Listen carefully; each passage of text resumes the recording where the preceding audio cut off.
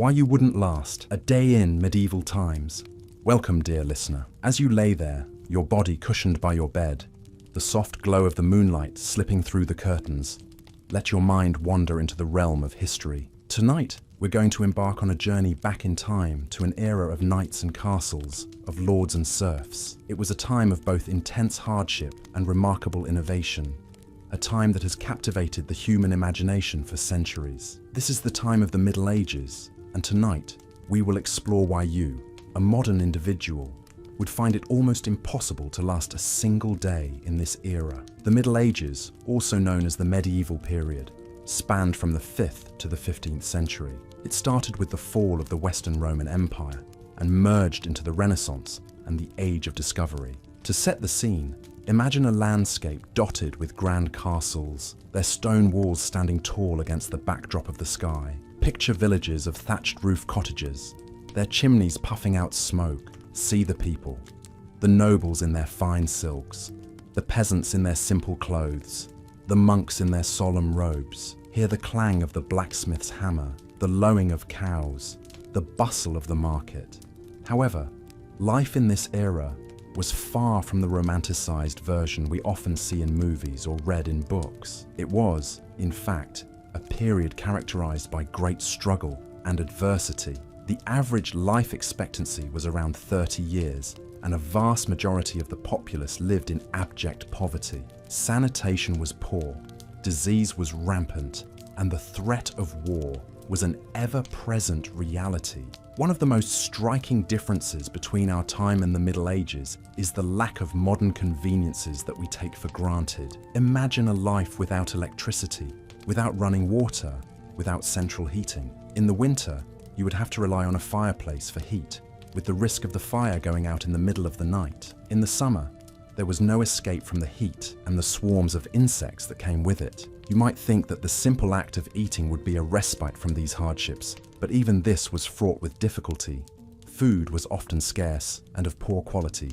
The diet of the average peasant was limited to bread, vegetables, and a little dairy. Meat was a luxury, reserved for the wealthy.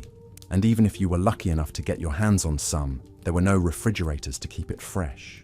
Food poisoning was a common occurrence and could easily prove fatal. Water, too, was not as readily available as it is today. Wells were the primary source of drinking water, but these were often contaminated. As a result, people frequently drank ale or beer, as the alcohol killed some of the harmful bacteria. However, this led to a whole other set of problems. As excessive drinking was common, hygiene was another area in which medieval times vastly differed from today. Bathing was not a daily or even weekly occurrence. In fact, it was believed that bathing opened the pores to disease, and so was avoided when possible. As a result, people often had lice, fleas, and other parasites. The lack of dental care meant that tooth decay was rampant, and the solution was usually extraction without any form of anesthesia. Medicine, too, was a far cry from what we know today. Doctors had a limited understanding of the human body and disease, and their treatments were often more harmful than helpful. Bloodletting was a common practice, based on the belief that it could balance the body's humours. Surgery was performed without anesthesia, and the mortality rate was extremely high. Let's continue our journey through medieval times with a closer look at the living conditions. If you're fond of modern amenities like running water, electricity, or even just a comfortable bed, medieval times would have been a shock to your system. Houses during this era were usually made of a wooden frame filled with wattle and daub, a mixture of clay, straw, and animal dung. The roofs were thatched with straw, which provided a modicum of insulation. However, the walls were thin and the homes lacked any real heating source, making winters bitterly cold. Fireplaces were a luxury that few could afford, so most people huddled around a central hearth for warmth. The smoke from this open fire had to escape from a hole in the roof, which meant that the interior of the home was often choked with smoke. Imagine trying to find comfort in such a setting, huddled with your family members, your eyes stinging from the smoke. Most homes consisted of a single room that served multiple purposes. The same room that was used for cooking and eating was also the sleeping quarters. Privacy was a concept virtually unheard of. as entire families would sleep together in the same space, often on a single bed of straw. If you found the idea of sharing a bedroom with a sibling frustrating as a child, imagine sharing a bed with your entire family. Sanitation, or rather the lack of it, would be another shock to the modern system. There were no bathrooms as we know them. Instead, people would use chamber pots, which were emptied out of windows and onto the streets below. The waste would then run down the streets and into the local rivers, which were also the primary sources of drinking water. The result was rampant disease, from dysentery to the plague. The smell alone would be enough to make the strongest stomachs churn. This brings us to the topic of personal hygiene. The idea of daily showers would have been unimaginable to the people of the Middle Ages. Most people bathed rarely, and when they did, it was often in the local river or a community bathhouse. These bathhouses, while providing a place for communal bathing, were also a breeding ground for bacteria and disease. There was a prevalent belief during this time that bathing opened the pores to disease. So many people chose to bathe as infrequently as possible. This meant that people often carried a strong odour, which was only masked by the use of herbs and flowers. Food in the Middle Ages was also a far cry from what we're accustomed to today. The average person's diet consisted of bread, cheese, and ale. Meat was a luxury that few could afford, and fresh fruits and vegetables were not a common part of the diet. Malnutrition was a common problem, as the diet lacked many essential vitamins and nutrients. It wasn't all hardship and struggle, however. There were moments of joy and celebration, often centered around religious holidays and feasts. Music and dance were important parts of medieval culture, providing a much-needed escape from the harsh realities of daily life. People would gather in the village square to dance, sing, and celebrate. Even in the darkest times, the human spirit finds ways to shine through. So, as we close this chapter,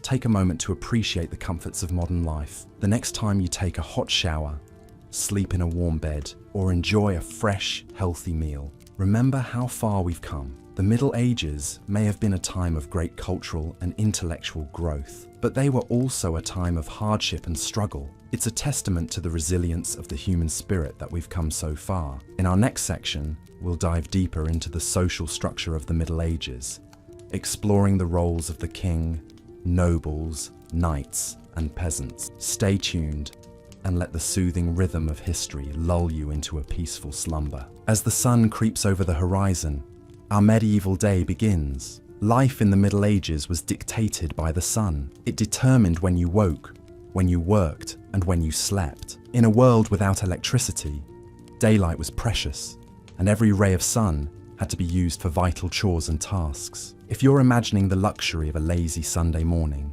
think again. The medieval folk were early risers, typically getting up at the crack of dawn, as signalled by the crowing of a rooster or the tolling of the local church bell. Once out of bed, people would dress in simple tunics made of coarse wool, linen, or hemp, depending on their wealth and status. The wealthy might have clothes dyed in brighter colours and made of finer materials, but the majority wore drab, practical clothing, not unlike the sackcloth of biblical fame. Shoes were a luxury, with most peasants going barefoot, especially in the warmer months. The first meal of the day was breakfast, but this was not the feast of bacon, eggs, and toast that we're accustomed to. Medieval breakfast was a frugal affair, often consisting of a chunk of bread, some cheese, and, if they were lucky, a bit of cold meat or fish from the previous night's meal. This would be washed down with a mug of ale, or for the wealthier folk, wine.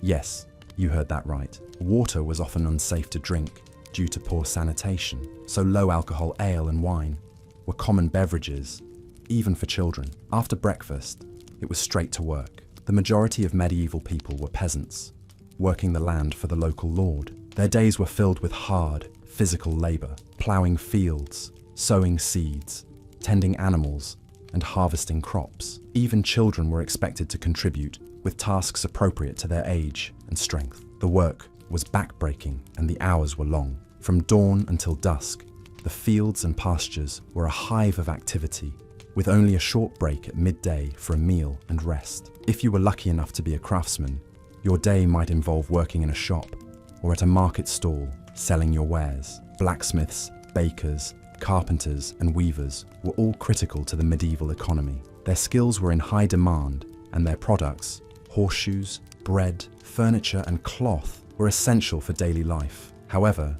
these jobs were not without their hardships. The work was often dangerous, with the risk of injury or even death from accidents or fires. In contrast, the life of a noble or a knight was very different. They did not labor in the fields, but they were busy with their own duties and responsibilities. They had to manage their estates, administer justice, train for war, and engage in politics. The noble's day was filled with meetings, decisions, and paperwork, much like a modern CEO.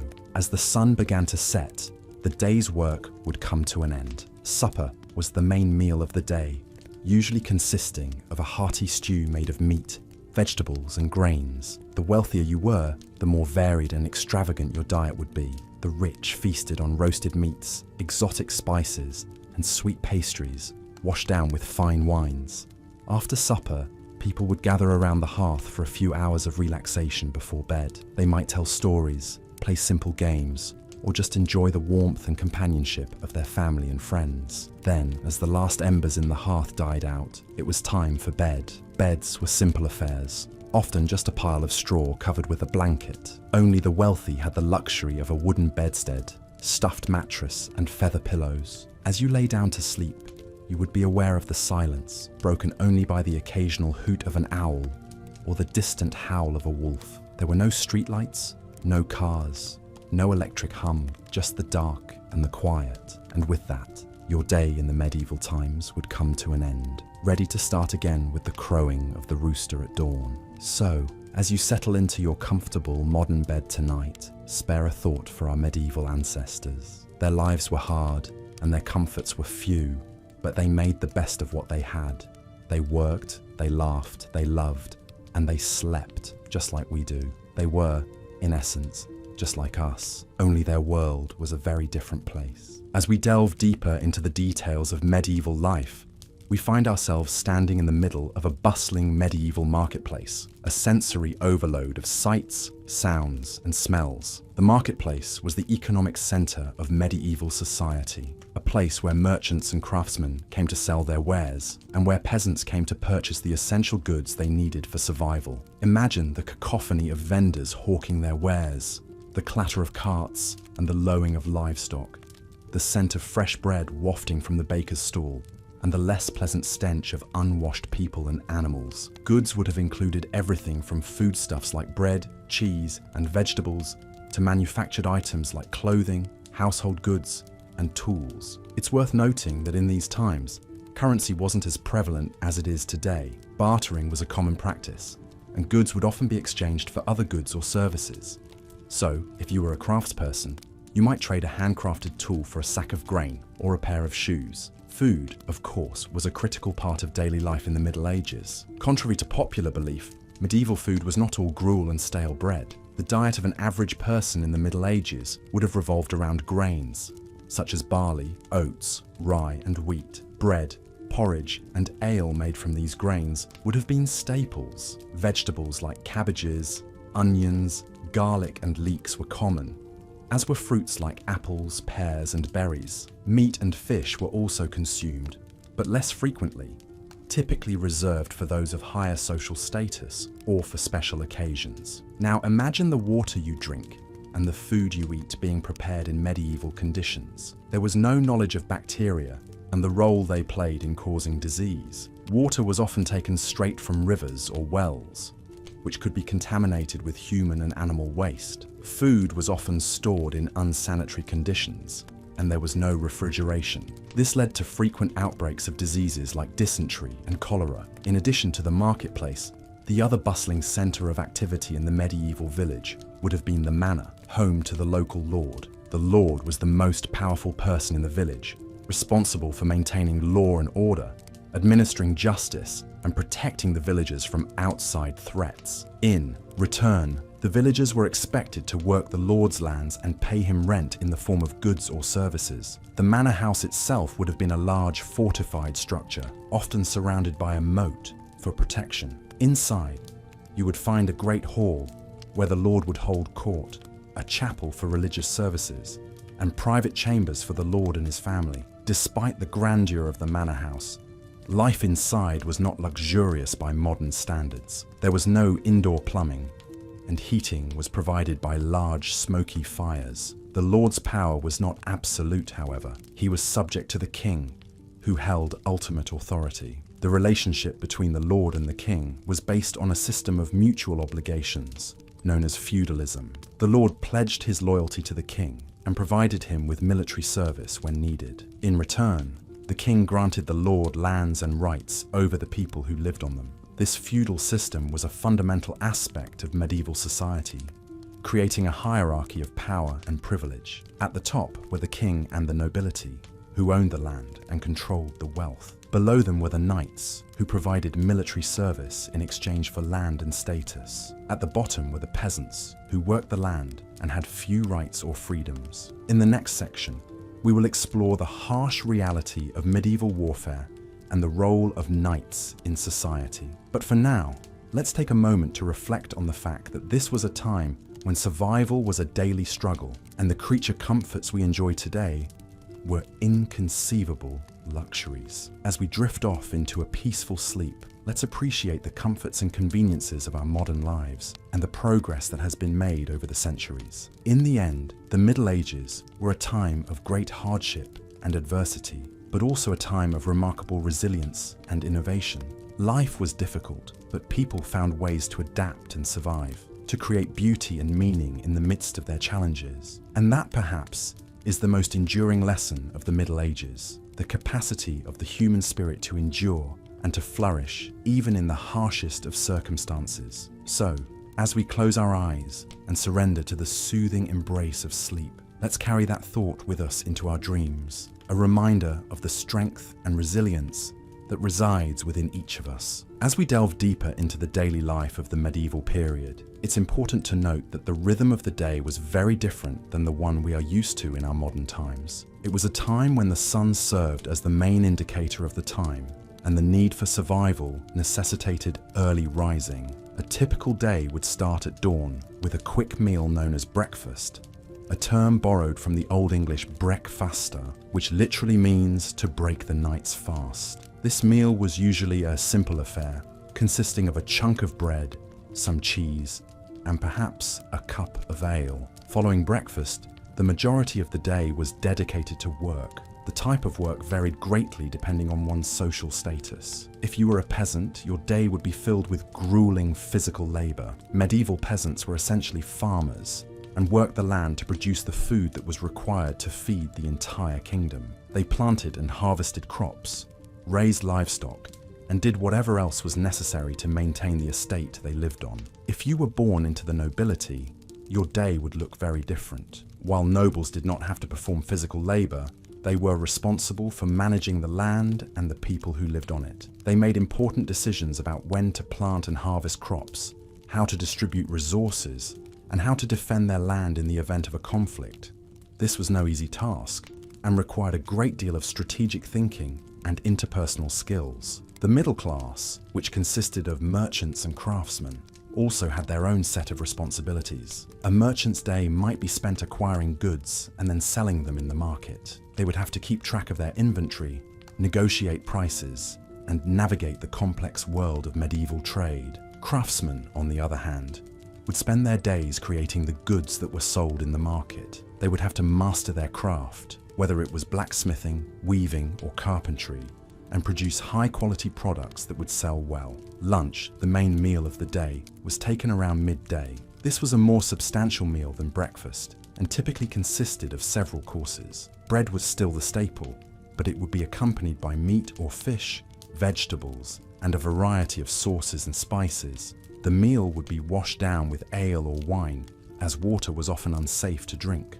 After lunch, work would resume until dusk. The evening meal was similar to breakfast, a simple and quick affair. After this, people would retire to their beds. There was no concept of leisure time as we know it today. Free time was a luxury that very few people could afford. The medieval period was a time of hard work and simplicity. Life was dictated by the seasons and the demands of survival, but despite its hardships, it was also a time of community and shared responsibility. People relied on each other for survival and worked together to ensure the well-being of their community. It was a time when the line between life and death was often thin, but it was also a time when people truly lived in the moment, aware of the fragility of life and the importance of each day. As we continue our journey through the medieval times, remember to keep in mind the vast differences between our modern lives and those of our ancestors. It's easy to romanticize the past, but the reality was often much more complex and challenging. Yet, it's also important to remember that our ancestors were just as human as we are. They laughed, cried, loved, and dreamed just like we do. They were a product of their time, just as we are a product of ours. As we learn more about their lives, we can gain a deeper understanding of our own history and perhaps even a new perspective on our own lives. Now, as you close your eyes and drift off to sleep, let your mind wander back to the medieval times. Imagine the sound of the rooster crowing at dawn, the smell of fresh bread baking in the oven, the feeling of the cool morning air on your face as you step outside to start your day. Let these images lull you to sleep as we prepare to continue our journey through the medieval times in our next session. As we continue our journey through the medieval period, delving into the everyday life of the average person, we find ourselves stepping into the world of a medieval peasant. The life of a peasant during medieval times was drastically different from the lives we lead today, filled with hardships and adversity that are difficult for us to fully comprehend. The average peasant's day started at dawn,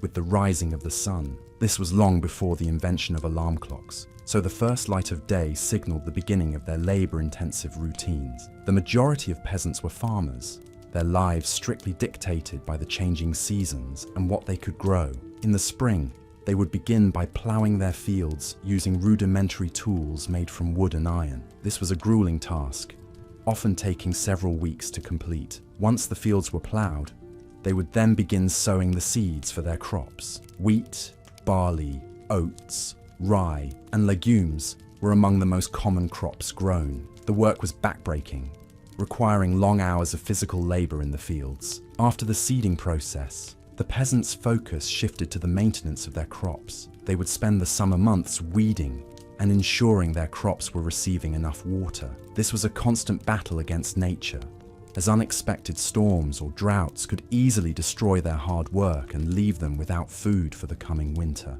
When autumn arrived, it was time for the peasants to reap what they had sown. The harvest was a crucial time, determining whether they would have enough food to survive the winter. After the harvest, the remaining stalks and straw were used for a variety of purposes. They provided fodder for the livestock, bedding for the family, and thatch for the roofs of their homes. Winter, in contrast, was a time of relative inactivity. The fields lay fallow, and the peasants spent their time carrying out repair work on their homes or tools, as well as tending to their livestock. Cattle, sheep, pigs, and chickens were typical animals that a peasant might raise. These animals provided them with essential resources like milk, wool, meat, and eggs. In addition to farming, peasants also had to pay taxes to their feudal lord. These taxes were often paid in the form of crops or labor.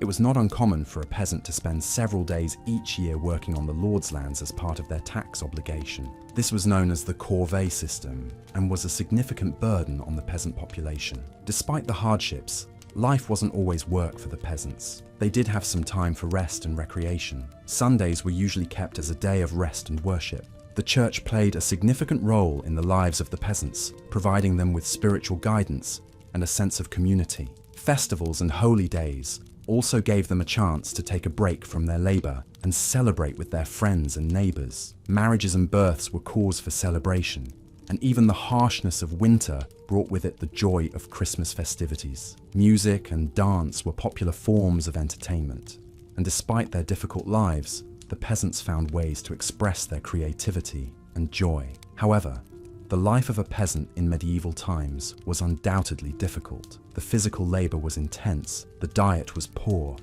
and the living conditions were often cramped and unsanitary. Illness and disease were common, and the average life expectancy was significantly lower than it is today. Despite these conditions, the medieval peasant was a resilient individual. They adapted to their circumstances, found joy in the simple pleasures of life, and formed close-knit communities that helped them survive. Their lives were far from easy, but they laid the groundwork for many of the farming practices we still use today. As we drift off to sleep tonight, let's appreciate the comforts and conveniences of modern life that we often take for granted. As we journey further into the past, we continue to gain perspective on our present, understanding the struggles and triumphs that have shaped our world. In our next section, we will explore the world of the medieval knight, tunneling deeper into the intricate layers of medieval society.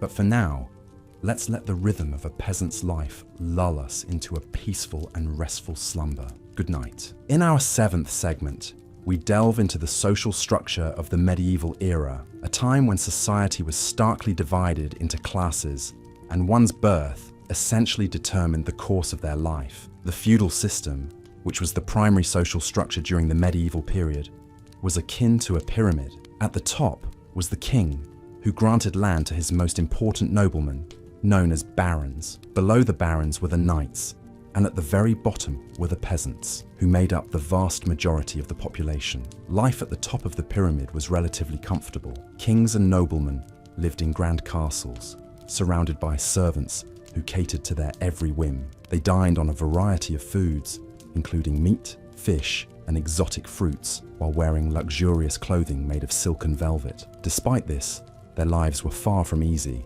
Kings and noblemen were constantly involved in political maneuvering and warfare as they sought to protect their lands and increase their power. Knights, situated in the middle of the social pyramid, had a slightly different experience. They were granted land by their lords in return for their military service. Knights were expected to be brave, chivalrous, and skilled in combat. Their lives were dominated by warfare and the pursuit of honor. Despite the romanticized image we have of knights today, their lives were often brutal and short. Many knights died young, either in battle or as a result of the injuries they sustained. Life at the bottom of the pyramid, the life of a peasant, was incredibly hard. Peasants worked long hours in the fields, growing crops to feed themselves and their lords. They lived in simple, one-room huts with dirt floors and few possessions. Their diet consisted mainly of bread, vegetables, and occasionally a bit of cheese or bacon. Despite their hard work,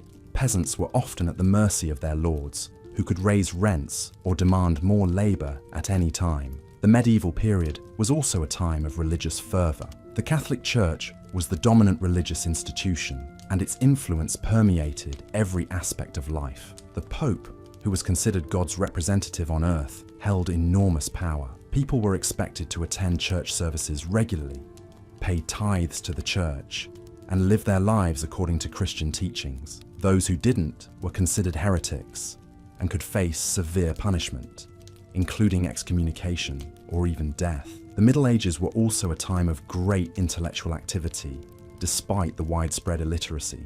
Monasteries were the centers of learning, where monks painstakingly copied out books by hand. These works, many of them religious texts, were the primary source of knowledge during this time. The medieval era was a time of stark contrasts. On one hand, it was a time of great beauty, with the construction of magnificent cathedrals and the creation of stunning works of art. On the other hand, it was a time of great brutality and suffering, with constant warfare, widespread poverty, and a lack of basic human rights. As we continue our journey through the medieval era, we will explore more about the lives of the people who lived during this time, the challenges they faced, and the innovations they made. Despite the hardships, the medieval period was a time of great change and progress, setting the stage for the modern world we know today. Take a moment to imagine living in this era, the sounds of the marketplace, the smell of the earth after a day in the fields, the taste of simple, hearty food after a hard day's work. As you do, let the stress and worries of your day fade away, replaced by a feeling of peace and tranquility. Let us continue our in-depth exploration into the daily life of the medieval period. As our journey through time unfolds, you might begin to realize that a day in the life of a medieval individual was far from the romanticized versions often depicted in popular culture. For the average person living in medieval Europe, life was far from easy. The day would begin at dawn, with the first light of the sun. Most people lived in small one-room houses with thatched roofs. These houses offered little in the way of privacy or comfort. The floor was typically made of dirt, and the only furniture would be a rough-hewn table and benches. In the corner, there would be a small fire pit for cooking and warmth. The house would often be shared with livestock, adding to the discomfort. Upon rising, the medieval individual would start their day by attending to their chores, which was primarily dictated by their particular social status and occupation. The majority of people were peasants, working the land for their feudal lord. Their day would be spent in hard labor, tilling the fields, planting crops, and taking care of the livestock. They would work from sunup to sundown, with only a short break for lunch. Food in the medieval period was also a far cry from what we are accustomed to today. The average diet consisted mainly of bread, porridge, and vegetables. Meat was a luxury that few could afford, and fruits were only available seasonally. The lack of variety and nutrition in the diet often led to health problems, including malnutrition and scurvy. For those living in towns and cities, life was somewhat different, but no less harsh.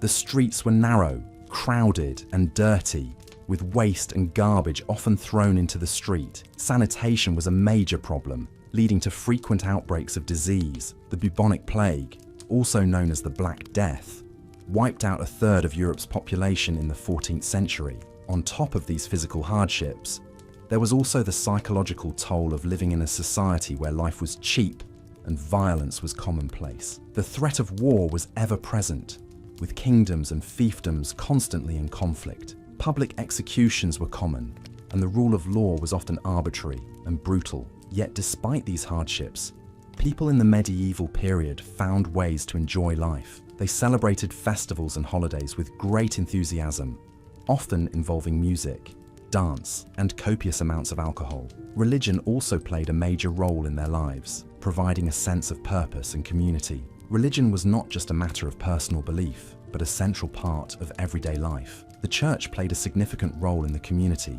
providing not only spiritual guidance, but also basic social services. The local priest would often be the only person in the village who could read and write. He would perform weddings, funerals, and baptisms, and also provide basic medical care. In conclusion, life in the medieval period was a constant struggle for survival. It was a time of harsh realities, where the average person lived a life of hard labor, poor nutrition, and constant uncertainty. Yet, it was also a time of deep faith and communal bonds, where people found joy in the simple pleasures of life. If you were to spend a day in medieval times, you would likely find it a challenging, but also a profoundly human experience. As we continue to delve further into the medieval era, we will explore more about the intricacies of daily life, the societal structure, and the cultural beliefs that shaped this fascinating period in history. So, close your eyes and imagine a world far removed from our own, where life was simple yet fraught with challenges. We'll continue our journey through the ages, immersing ourselves in the sights, sounds, and experiences of the medieval times. As we continue our journey into the gripping, yet often unsettling world of medieval times, let us now turn our attention to the intricate social order of the period, which was a far cry from what we are accustomed to in our modern democratic societies. In the medieval world, where you were born and to whom had a profound impact on your lot in life, the social structure was rigidly hierarchical, and opportunities for social mobility were few and far between. At the top of the social pyramid was the monarch, the ultimate authority, who ruled by divine right. The king was the law, his word was final, and his power was absolute. Just below the king were the nobles. The nobility was a privileged class, enjoying wealth, power, and prestige. They owned vast tracts of land, lived in opulent castles, and commanded private armies. Yet, they too had obligations. They were expected to provide military service to the king, administer justice, and maintain order in their territories. Beneath the nobles were the knights, a warrior class who owed their allegiance to a lord. Knights were professional soldiers, trained from a young age to fight in the king's wars. They were rewarded with land and privileges, but their lives were not easy. They were expected to be brave, loyal, and honorable. to uphold the chivalric code, and to be ready to lay down their lives for their lord and king. Next came the clergy, who held a unique position in medieval society. They were not only spiritual leaders, but also wielded significant temporal power. The church was the richest and most powerful institution in medieval Europe, owning vast estates, collecting tithes, and exercising influence over all levels of society. The clergy were often the only literate people in the community, and they played a crucial role in education, charity, and administration. And then, at the bottom of the social pyramid, were the peasants. This was the largest and most disadvantaged group in medieval society.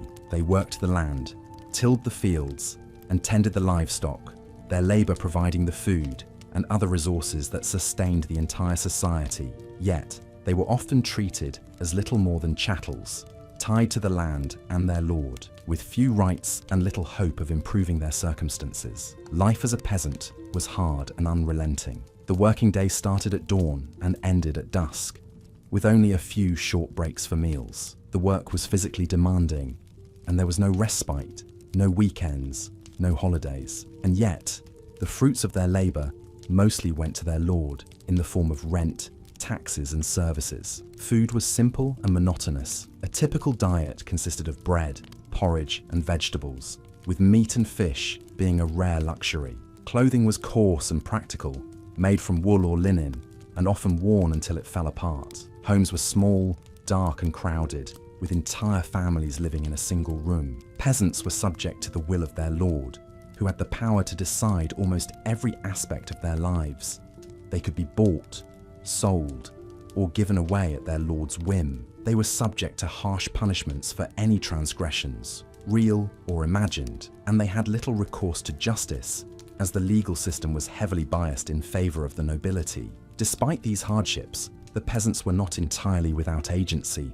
They had their own customs and traditions, their own ways of making sense of the world. They celebrated the changing seasons, the harvest, and the holy days, finding joy and solace in their communities and their faith. And so, as we reach the end of this section of our journey, let us take a moment to reflect on the resilience and tenacity of the human spirit, even in the face of such adversity. The world of the medieval peasant may seem harsh and unforgiving to us now, but it was their reality, their everyday life, and they found ways to endure, to survive, and even to thrive in their own humble way. So, as you drift off to sleep, let the echoes of their lives, their struggles, and their triumphs lull you into a deep, peaceful slumber filled with dreams of a time long past, yet not entirely forgotten. And remember, as the dawn of a new day breaks, that we too have our challenges, our struggles, and our triumphs, and that we too are part of the great tapestry of human history,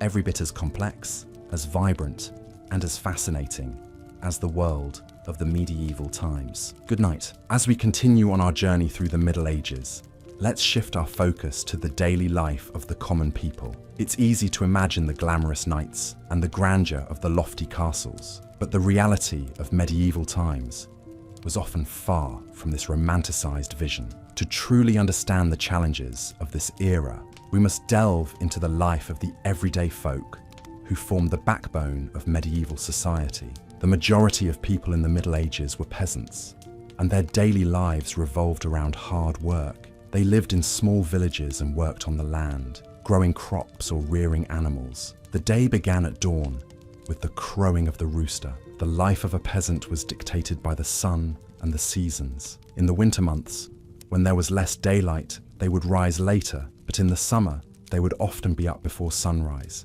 getting ready for a long day of toil in the fields. Their homes were simple, usually 1 or 2 room structures made of wood or wattle and daub, a mixture of mud, straw, and manure. The floor was typically a compacted earth, and there was a hole in the roof to let out smoke from the fire. Furniture was minimal and crude, and they slept on straw pallets covered with skins or coarse cloth. A peasant's home was also the place where they would eat, sleep, and work on their craft, be it weaving, brewing, or blacksmithing. Work was relentless for the medieval peasant.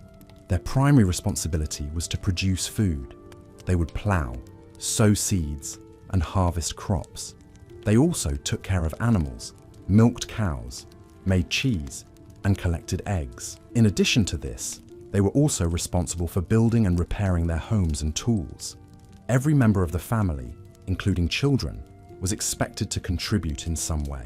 Beyond their grueling work, peasants also had obligations to their lord. In return for the right to live on and work a piece of land, they owed their lord a certain number of days' labor each year. This was called the corvée and could include tasks like building roads, bridges, and fortifications, or harvesting the lord's crops. The diet of a medieval peasant was simple and monotonous. They ate a lot of bread, usually made from rye or barley, as well as vegetables like cabbage, beans, onions, and peas. Meat was a rare luxury and was typically reserved for special occasions. Instead, they often ate fish, which they could catch themselves in the local rivers or streams. Their drink was usually ale or beer, as water was often unsafe to drink. Despite the hardship, there were moments of joy and community in a peasant's life. They celebrated the changing of the seasons, the harvest, and religious holidays with feasts, music, and dance. These moments of mirth and merriment provided a much-needed break from the monotony of their everyday life.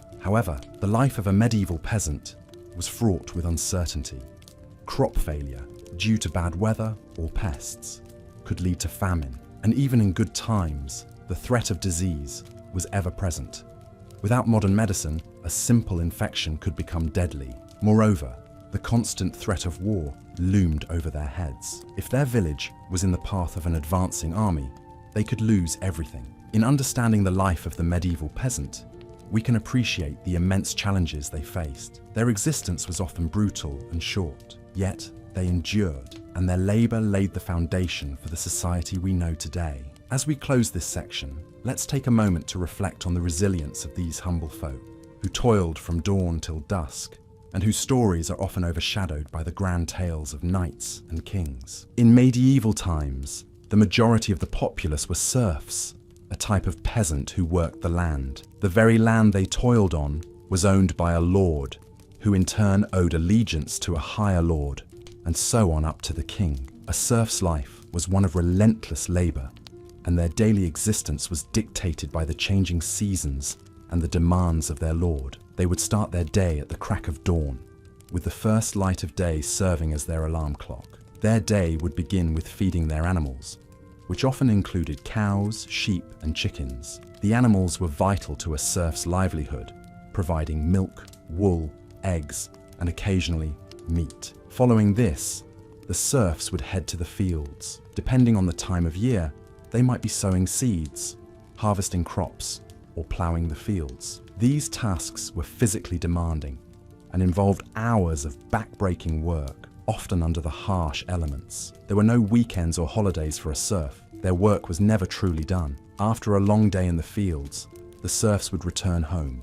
Their homes were simple one-room structures, often shared with their animals. There was no glass in the windows. The floors were made of hard-packed earth, and the only furniture would be a rough wooden table and stools. Dinner would be a simple affair, consisting of dark bread, made from a type of grain called rye, and a thin soup made from vegetables grown in their garden. Meat was a rarity, saved for special occasions. They would eat their meal by the light of a tallow candle, made from animal fat. Despite the hardships of their daily life, serfs found joy in simple pleasures. They would often sing songs while they worked in the fields, a practice that helped to lighten the load of their labor. On Sundays, they would attend church, a mandatory requirement, but also a chance to socialize with their neighbors. However, the life of a serf was not just hard work. They were subject to the whims and wishes of their lord. If their lord decided to go to war, the serfs were expected to fight. This was a dangerous proposition,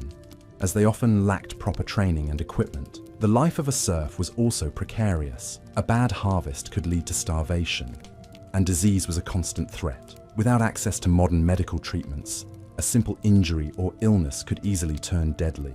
As we weave through the tapestry of history, it becomes clear that our modern conveniences are a product of centuries of progress. The next time you find yourself longing for the simplicity of a bygone era, consider the serfs of medieval times. Their lives were anything but simple, filled with hard labor, constant uncertainty, and a lack of basic comforts. In the next section, we will delve deeper into the social hierarchy of medieval times, and explore the lives of the lords and ladies. But for now, let the sound of my voice and the images of medieval life lull you into a peaceful sleep. Remember, the past is a different country. They do things differently there. As we journey through history, we gain a greater appreciation for the comforts and conveniences of our modern world. So, close your eyes, take a deep breath, and let the stories of the past guide you into dreamland. Good night. As we continue our exploration of the medieval period, we find ourselves in the heart of medieval society, the village. These communities were not just clustered homes, but intricate systems of survival and cooperation, bound by a shared necessity to work the land and serve the lord of the manor. The typical medieval village was a collection of families living in close proximity to each other, with houses built from local materials. In England, these would usually be wattle and daub constructions, walls woven from pliable branches, and covered in a mixture of clay, straw and animal dung. The roofs were thatched using reeds or straw, and a hole in the roof would allow smoke from the fire to escape. The houses were small and dark, with few windows due to the expense of glass. Life began early in the village, with the cock's crow signaling the start of another day of labor. The majority of the villagers were serfs, individuals who were tied to the land and had to provide labor services to the lord of the manor. These services varied, but typically included ploughing the lord's fields, harvesting his crops, and maintaining his roads and fences. In return, the serfs were allowed to work their own strips of land to produce food for their families. The medieval diet was far from the varied and balanced meals we enjoy today.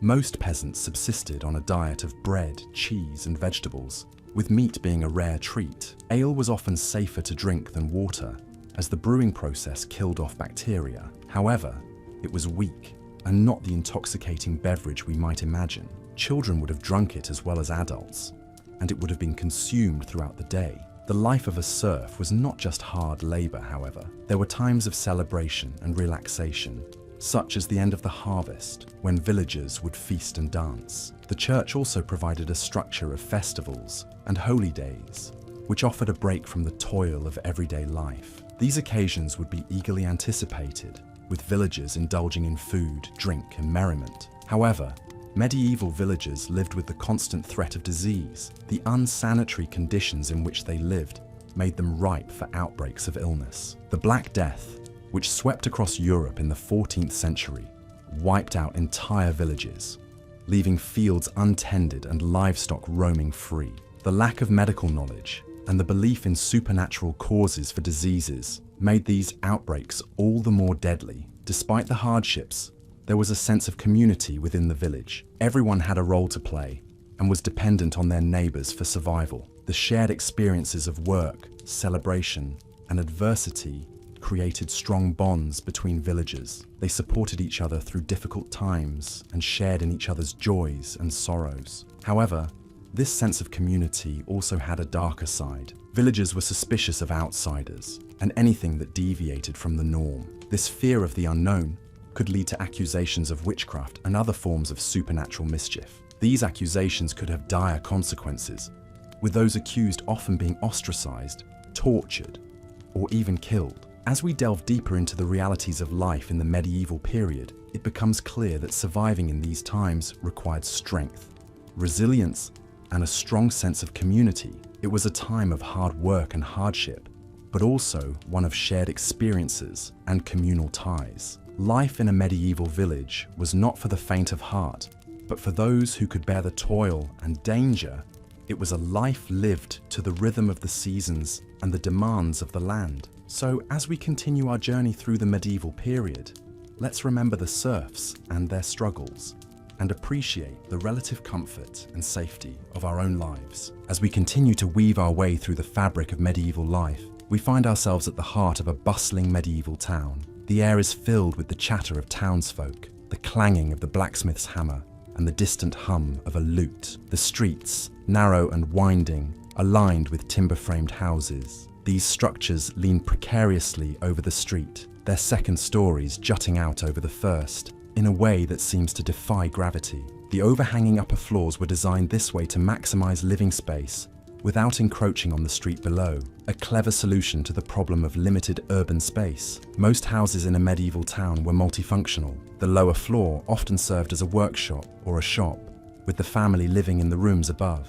These homes were compact and practical, but they lacked the comforts and conveniences we take for granted today. There was no running water, no central heating, and no electricity.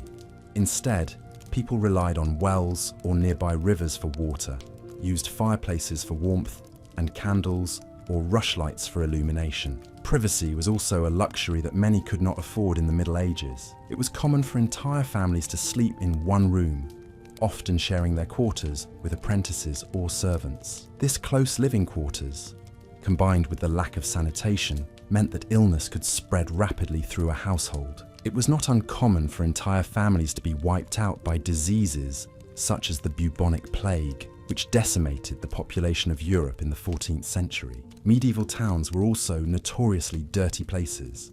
Without a proper sewage system, waste was often thrown into the street or dumped into rivers. This lack of sanitation, coupled with the close living quarters, made towns a breeding ground for disease. The stench, as you can imagine, was overwhelming. Visitors to medieval towns often commented on the foul smell that permeated the air, a potent mix of sewage, rotting food, and animal waste. And yet, despite these harsh conditions, towns were a hub of activity in the Middle Ages. They were the economic heart of medieval society, where goods were produced and traded. Towns were home to a variety of craftsmen, including blacksmiths, bakers, weavers, and brewers, all of whom played a vital role in the economy.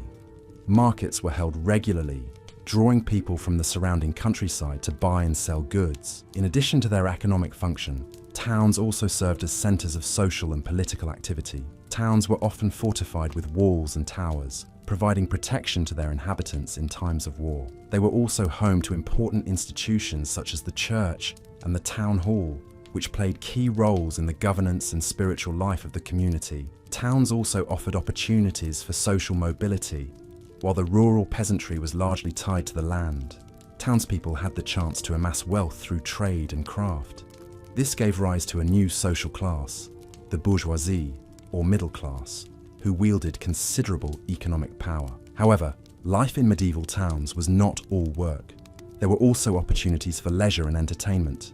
Fairs and festivals were common, providing a chance for people to socialize and enjoy themselves. Music, dance, and theatre were popular forms of entertainment, and taverns were a favorite gathering place for townsfolk. But as we drift away from the hustle and bustle of the town, remember that while life in the Middle Ages was undoubtedly challenging, it was not without its moments of joy and celebration. Despite the hardships, people found ways to carve out meaningful lives, to find happiness, and to dream of a better future, an enduring testament to the resilience of the human spirit. As we continue our journey through this fascinating period in history, let us carry with us not only an understanding of the challenges faced by those who lived in medieval times, but also a deep appreciation for their resilience, their ingenuity, and their unyielding hope. As we continue our journey into the Middle Ages, let us now delve into the fascinating and somewhat harsh realities of daily life during this period. The medieval lifestyle was a stark contrast to the comforts and conveniences we enjoy today,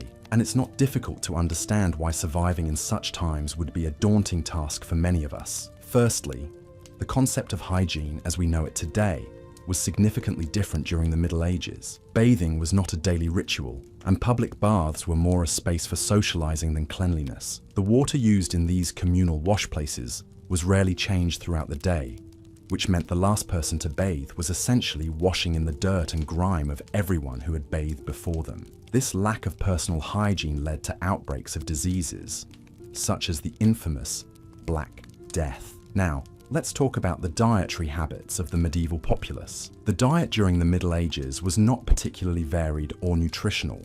Meat was a luxury that only the wealthy could afford on a regular basis, while the poor subsisted on a diet primarily composed of grains and vegetables. This lack of diversity in the diet often led to malnutrition and other health problems. Moreover, the cooking methods of the time were primitive, and food was often overcooked or undercooked, leading to digestive issues. In terms of housing, the dwellings of the medieval period were far from comfortable. The majority of the population lived in small, cramped cottages made from wattle and daub. These structures were poorly insulated, making them freezing cold in the winter and stiflingly hot in the summer. Additionally, these houses lacked proper ventilation, resulting in a smoky, stuffy atmosphere from the cooking fires. Furthermore, the role of women in medieval society was vastly different from what it is today. Women were largely confined to the domestic sphere, and their duties revolved around raising children and managing household chores. They had very little autonomy or rights, and could not own property or hold positions of power. This lack of independence and self-determination would undoubtedly be a shock to the modern sensibilities. The concept of entertainment, too, was vastly different in the Middle Ages. Without the luxury of technology, people had to find amusement in simpler, more physical activities. These included sports like archery and wrestling, as well as communal events like fairs and feasts. However, these forms of entertainment often carried risks of injury or even death, especially in events such as jousting tournaments. Religion played a central role in medieval life, and the church held a great deal of power and influence. Daily life was governed by religious observances and rituals, and any deviation from the church's teachings was viewed with suspicion and often met with severe punishment. This rigid adherence to religious doctrine often stifled intellectual and scientific progress. In terms of employment, most people in the Middle Ages worked in agriculture. The work was grueling and the hours were long, often from sunrise to sunset. There was no concept of weekends or holidays, and workers were expected to toil endlessly for their survival. This level of physical labor would be unfamiliar and likely unbearable to many of us today. Lastly, the medical practices of the Middle Ages were rudimentary at best. Doctors had a limited understanding of the human body and diseases, and their treatments often involved bloodletting or the use of leeches. There were no antibiotics or painkillers, and surgery was a risky endeavor, often resulting in death. As we navigate through the realities of medieval life, it becomes clear that the hardships and challenges of this era would make survival incredibly difficult for those accustomed to modern conveniences. The next time you find yourself longing for the simplicity of the good old days, remember the trials and tribulations of the people who lived during the Middle Ages, and take a moment to appreciate the comforts and conveniences of our modern world. As we continue our exploration of history, we uncover more about the human spirit and resilience, and perhaps gain a deeper appreciation for our own times. As we continue our journey through the Middle Ages, let's explore the daily life of a commoner, a stark contrast to the knights and nobility we've previously discussed. Imagine waking up with the first light of day, the air still cool and crisp, to the rooster's crow echoing across the village. A simple straw mattress would act as your bed, and your blanket might be a rough-spun woolen cloth. The house, most likely, would be a single room shared by your entire family. The walls formed of wattle and daub, woven sticks filled in with a mixture of mud, straw, and dung, hardly offered much insulation from the cold or the noise of the village waking up. Your first task of the day would be to tend to the animals. This could include milking the cows, feeding the chickens, and letting the pigs out to forage. These animals were crucial to the survival of your family, providing food, milk, and even clothing. As such, they were often treated with a level of respect and care that might seem unusual to modern sensibilities. Next, you would turn to the day's chores. If you were a man, this might involve working in the fields, planting or harvesting crops depending on the season. You might also spend time chopping wood for the fire, mending fences, or repairing tools. If you were a woman, your day would be filled with tasks such as spinning wool into yarn, weaving cloth, cooking meals, and tending to the children. The work would be hard, with little time for rest. Lunch, often just a chunk of bread and some cheese, would be eaten in the fields or by the fireside. The afternoon would bring more chores, more work in the fields, perhaps a trip to the village well for water, or a visit to the local mill to grind grain into flour. As the sun began to set, the village would come alive with the sounds of evening. The cows would be brought in from the fields, the chickens cooped up for the night, and the fire stoked for the evening meal. This meal, often a simple stew of vegetables and whatever meat was available, would be a time for the family to come together, to share the day's news and enjoy each other's company. After the meal, there might be a few hours for relaxation. Perhaps you would sit by the fire, mending clothes, or carving wooden utensils. Perhaps you would listen to stories told by the elders, tales of heroes and monsters that had been passed down through the generations. Or perhaps you would simply sit in quiet contemplation, staring into the fire and dreaming of a better life. By the time you crawled into bed, the fire would be dying down, and the only sound would be the soft snoring of your family and the distant hoot of an owl. You would fall asleep,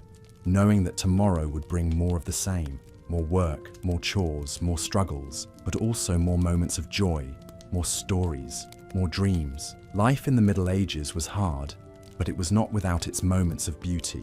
The changing of the seasons, the birth of a new lamb, the harvest of the crops, these were all occasions for celebration. The sense of community was strong, with everyone working together for the common good, and despite the hardships, people found ways to enjoy life, to laugh, to love, to dream. So, as we continue our journey through the Middle Ages, let's not forget the common people, the men and women who worked the land, raised the animals, and kept the fires burning. Their lives may seem difficult to us, but to them, it was simply life. And in that life, they found moments of joy, moments of beauty, moments of peace. And isn't that, after all, what we all seek in our own lives? As the night deepens and the stars twinkle overhead, let your mind wander back to those simple, hard-working people of the Middle Ages. Imagine their lives, their struggles, their joys. And as you drift off to sleep, remember that we are all connected through time and space by the simple act of living, of working, of dreaming. Good night, dear listener. Sleep well. In our exploration of medieval times, we have journeyed through the harsh realities of life in the period, examining the societal dynamics, the basic amenities, and the physical and mental tolls of the era. As we continue our exploration, we delve deeper into the arduous daily routines of a medieval person. The day would typically start at dawn. Medieval people didn't have the luxury of alarm clocks, but they did have nature's own alarm system, the crowing of the rooster. As the sun began to peak over the horizon, the rooster's call would echo through the countryside, signaling the beginning of a new day. The medieval household would stir, with the lady of the house being among the first to rise. Her tasks for the day were manifold. In a society that was largely agrarian, the wife's role was crucial for the family's survival. She would tend to the garden, milk the cows, and ensure that the livestock were well fed and cared for. She would also prepare meals, clean the house, and care for the children, the elderly, and the sick. The husband, meanwhile, would have his own set of tasks. Depending on his profession, he might spend his day tilling the fields, shoeing horses, crafting tools, or constructing buildings. The work was physically demanding and often dangerous. There were no safety regulations to protect workers, and accidents were common. Children in the Middle Ages did not have the luxury of a carefree childhood. They were expected to contribute to the household from an early age. Once a child reached the age of 7, they could be sent away to work as an apprentice or a servant in another household. The concept of childhood as a time of innocence and play is a relatively modern idea. Education was not a priority in the medieval times. Most people were illiterate, and formal education was reserved for the privileged few. The church was the primary source of education, and monks were among the most educated people of the time. They would spend their days in monastic libraries, painstakingly copying out manuscripts by hand. Despite the hardships of daily life, medieval people did have leisure time. They enjoyed music, dancing, and games. The church also provided a source of entertainment, with its numerous feast days and festivals. These were times of celebration and merriment, when people could forget their toil for a while and simply enjoy themselves. But even in their leisure time, the harsh realities of life in the Middle Ages were never far away. The spectre of disease was always present, with outbreaks of illnesses such as the bubonic plague decimating entire communities. Lack of sanitation and understanding of disease transmission meant that these outbreaks were often deadly. As we drift towards the end of this section, we are reminded of the resilience of the human spirit. Despite the harsh realities of life in the medieval times, people found ways to survive, to thrive, and to find joy in the midst of adversity. As we close our eyes and imagine the sounds of the rooster crowing, the smell of the morning dew, and the rhythmic patterns of daily life, we can appreciate the simple beauty of life in the Middle Ages. In the next section, we will delve into the intricacies of medieval politics and the role of the church in shaping society. But for now, let's allow the images of daily life in the Middle Ages to lull us into a peaceful sleep, a reprieve from the rigors of our own day-to-day existence. As we continue our journey through the medieval period, we now delve into the realm of education and social mobility. Education was not a universal right or expectation, as it is in many parts of the world today. Rather, it was a privilege reserved for the upper echelons of society, specifically the nobility and the clergy. The common folk, who constituted the vast majority of the population, were usually illiterate. Their children learned the trade of their parents, with sons following in their fathers' footsteps as farmers, craftsmen, or fishers, while daughters learned the art of maintaining a household from their mothers. To understand education in the Middle Ages, one must first understand the role of the church, which was the central provider of knowledge. The church was the institution that held the monopoly on learning, and the monasteries were the primary centers of education. Boys who were destined for the clergy would enter monastic schools around the age of 7, where they would receive a basic education in Latin, the language of the church, as well as rudimentary instruction in grammar and arithmetic. The monastic schools also served as a kind of scholarship system for talented boys from less privileged backgrounds. The children of nobles, on the other hand, were usually tutored at home by private teachers. These children were taught not only Latin and Greek, but also philosophy, theology, and the sciences, along with practical skills like horse riding, sword fighting, and managing a household. Girls, regardless of their social status, received little to no formal education. Instead, they were taught the domestic skills that were deemed necessary for their future roles as wives and mothers. They learned to spin and weave, to manage a household, to care for the sick, and to prepare food. In some cases, noble girls were taught to read and write, but this was the exception rather than the rule. For ordinary men and women, life in the medieval era was primarily about survival. The harsh realities of daily life left little room for intellectual pursuits. Peasants toiled from dawn to dusk in the fields, while craftsmen spent their days honing their skills in their trades. Evenings were spent in rest and recovery, preparing for the next grueling day of labor. But despite these hardships, there was a chance, albeit slim, for social mobility. A commoner could potentially elevate his status through various means. An apprentice could become a master in his craft and establish his own business. A peasant could save enough money to buy his own land and become a landowner. A soldier could distinguish himself in battle and be awarded a title of nobility. However, these opportunities were few and far between, and the majority of people remained in the social class into which they were born. The justice system of the medieval period was also a significant factor in the lives of the common people. Courts were often biased in favor of the nobility, and punishments for crimes were severe. Common punishments included fines, public humiliation, and physical harm such as flogging or mutilation. For the most serious crimes, the penalty was death, often by hanging or beheading. Interestingly, the concept of prisons as places for long-term incarceration did not exist. Prisons were mainly used to hold people awaiting trial or punishment. This was in part due to the fact that the state did not want to bear the cost of housing and feeding prisoners for extended periods of time. Also, the harshness of medieval punishments was believed to act as a deterrent to crime. In conclusion, a day in medieval times was fraught with challenges and hardships. It was a time when survival often took precedence over education and personal growth, when opportunities for social mobility were rare, and when justice was often harsh and biased. But despite these difficulties, the people of the medieval period showed remarkable resilience,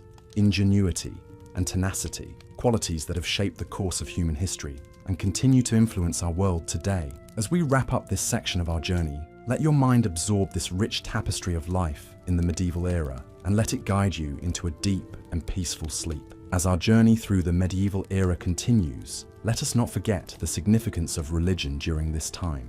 Indeed, the religious aspect of life in the Middle Ages dominated much of the social, cultural, and political landscape.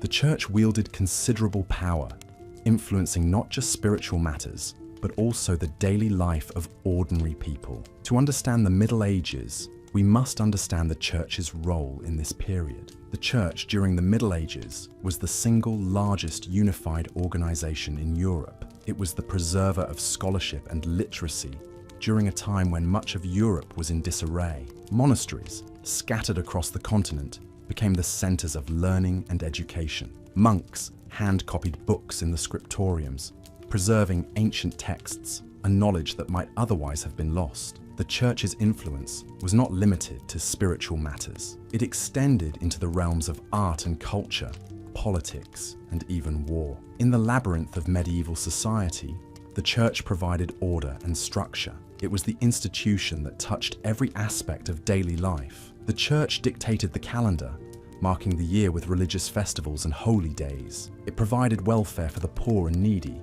ran schools and hospitals, and even served as the primary legal institution. Ecclesiastical courts, overseen by the Church, dealt with a wide range of issues, from marriage and inheritance disputes to criminal cases. The Church was also deeply intertwined with politics. Monarchs and nobles vied for the Church's favor, seeking its endorsement to legitimize their rule. The Pope, as the head of the Church, held considerable power, often acting as a mediator in disputes between kingdoms. The Church also had its own territories and armies, and it was not uncommon for it to be involved in military conflicts. In the spiritual domain, the Church held a monopoly over salvation. The doctrine of the time held that there was no salvation outside the Church, and this belief had a profound impact on people's lives. The fear of eternal damnation was a powerful motivator, compelling individuals to adhere to the Church's teachings and participate in its rituals. Daily life was intertwined with the rhythms of the liturgical calendar, with regular attendance at Mass, confession, and other sacraments. However, life in the Middle Ages was not entirely dominated by piety and devotion. There was also room for merriment, celebration, and even a bit of irreverence. Medieval people had their festivals and feasts, their dances and games. The Church may have disapproved of some of these activities, but it was often powerless to stop them. The Church might have dominated the landscape, but it did not completely control the hearts and minds of the people. And yet, the Church was not a monolithic entity. It was marked by divisions and conflicts, both internal and external. There were disputes over doctrine, power struggles within the hierarchy, and conflicts with secular authorities. The Church faced challenges from heretical movements such as the Cathars and the Lollards, who questioned its teachings and authority. The Church also faced criticism for its wealth and corruption, leading to calls for reform. Despite these challenges, the Church remained a powerful and influential institution throughout the Middle Ages. It provided a sense of stability and order in a chaotic world, offering hope, comfort, and the promise of salvation. It was a source of authority, education, and welfare, deeply ingrained in the fabric of medieval society. So, as you lay there, drifting closer to sleep, imagine the tolling of church bells, the chant of monks in the monastery, the hustle and bustle of a medieval fair on a church holiday. Consider the myriad ways in which the Church permeated every aspect of life in the Middle Ages. And as you close your eyes and surrender to sleep, remember that our journey through medieval times continues as we delve deeper into the rich tapestry of this fascinating period. In our exploration of medieval times, we have journeyed through the robust castles, the bustling marketplaces,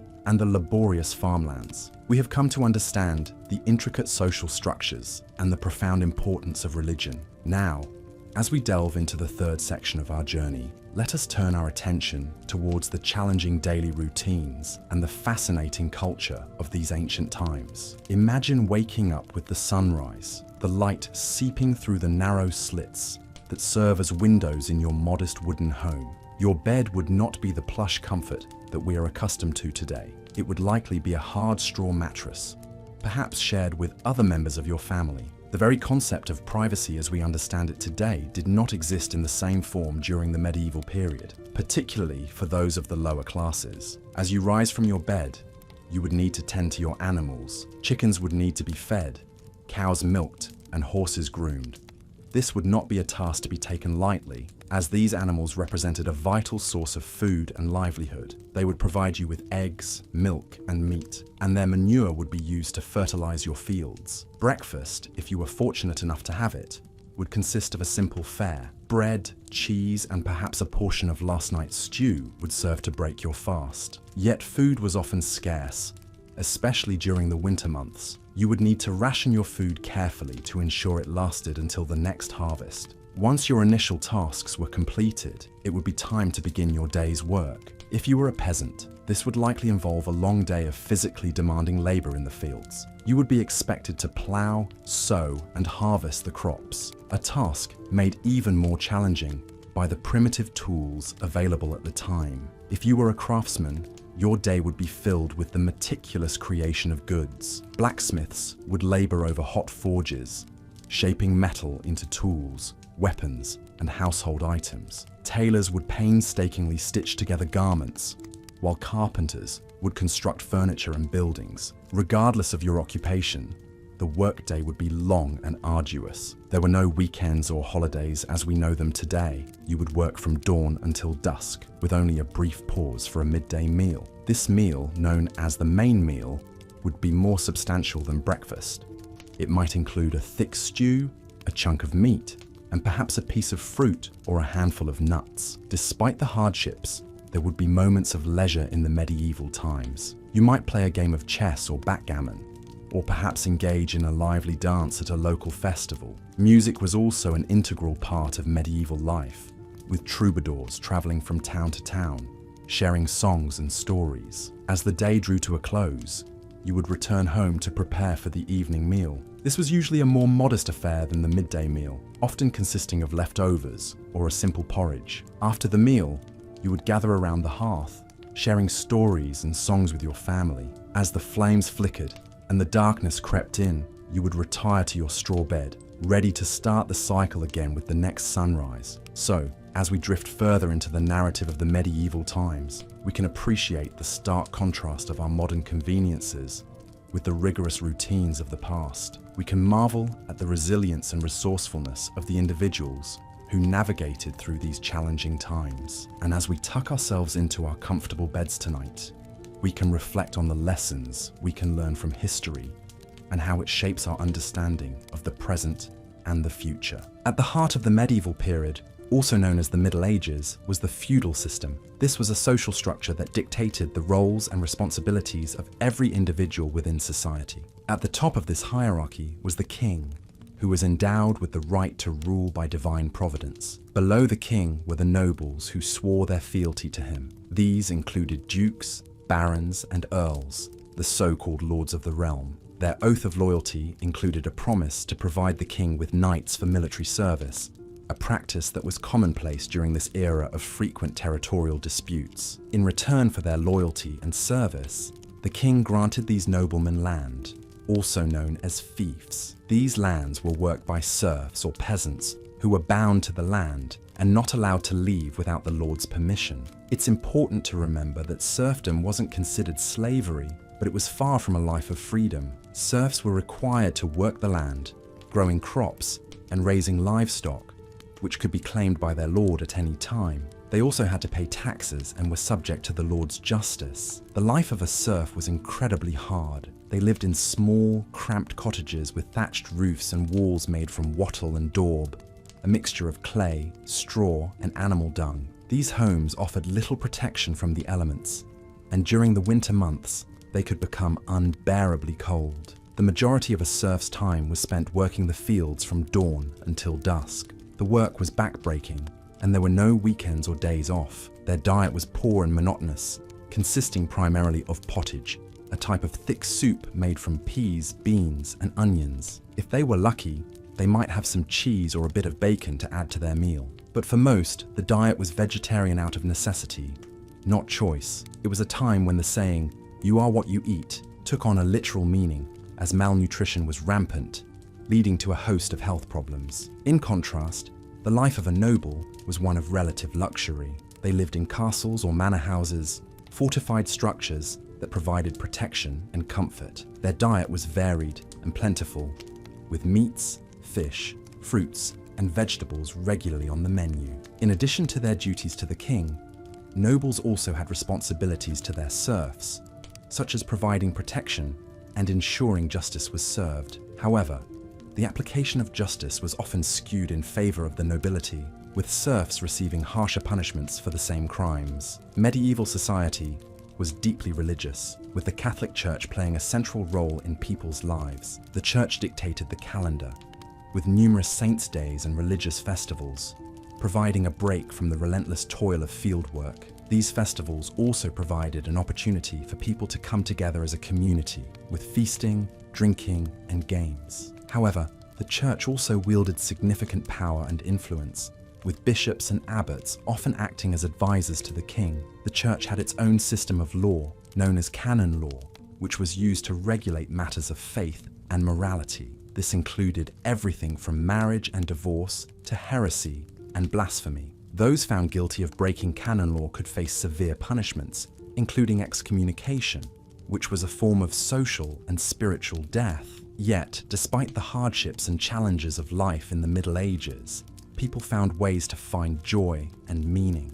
Music and dance were important forms of entertainment, with troubadours and minstrels traveling from town to town, singing songs and telling stories. Craftsmen took pride in their work, creating beautiful objects from wood, metal, and stone. And while their lives may have been short and often filled with hardship, the people of the Middle Ages also understood the importance of community, family, and faith. As you drift off to sleep, consider the stark contrasts of medieval life: the lofty castles and humble cottages, the rich feasts of the nobility and the simple pottage of the serfs, the stern justice of the Lord and the mercy of the Church.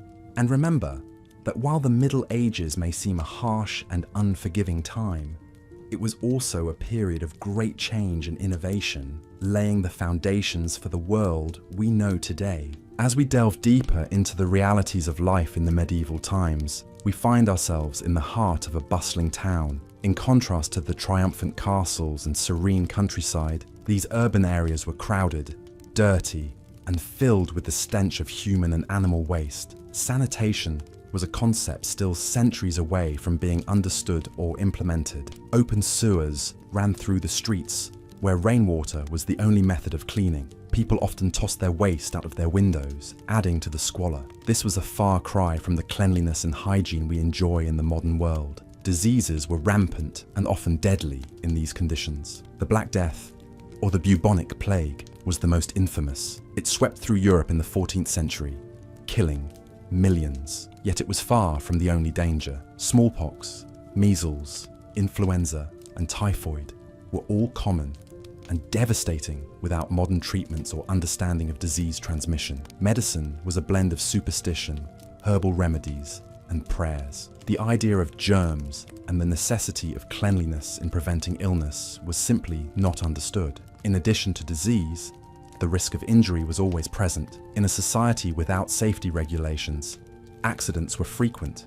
If you were lucky, you might simply break a bone. If not, you could be maimed or killed. Even if you survived, without proper medical care, you might be left with permanent disabilities. The concept of workers' rights and welfare would not be introduced for many more centuries. Food and drink in the Middle Ages were also vastly different from what we know today. The poor often subsisted on a diet of bread, porridge, and vegetables. Meat was a luxury, often reserved for the wealthy. Most people drank ale or beer, as water was often too polluted to drink safely. Though we might romanticize the idea of a hearty medieval feast, the reality was often much more mundane and nutritionally deficient. Religion played a central role in every aspect of medieval life. It influenced law, education, and social structure. The Church wielded significant power and could dictate the course of a person's life. Heresy was considered a serious crime, and punishments could be extreme. The concept of religious freedom, as we understand it today,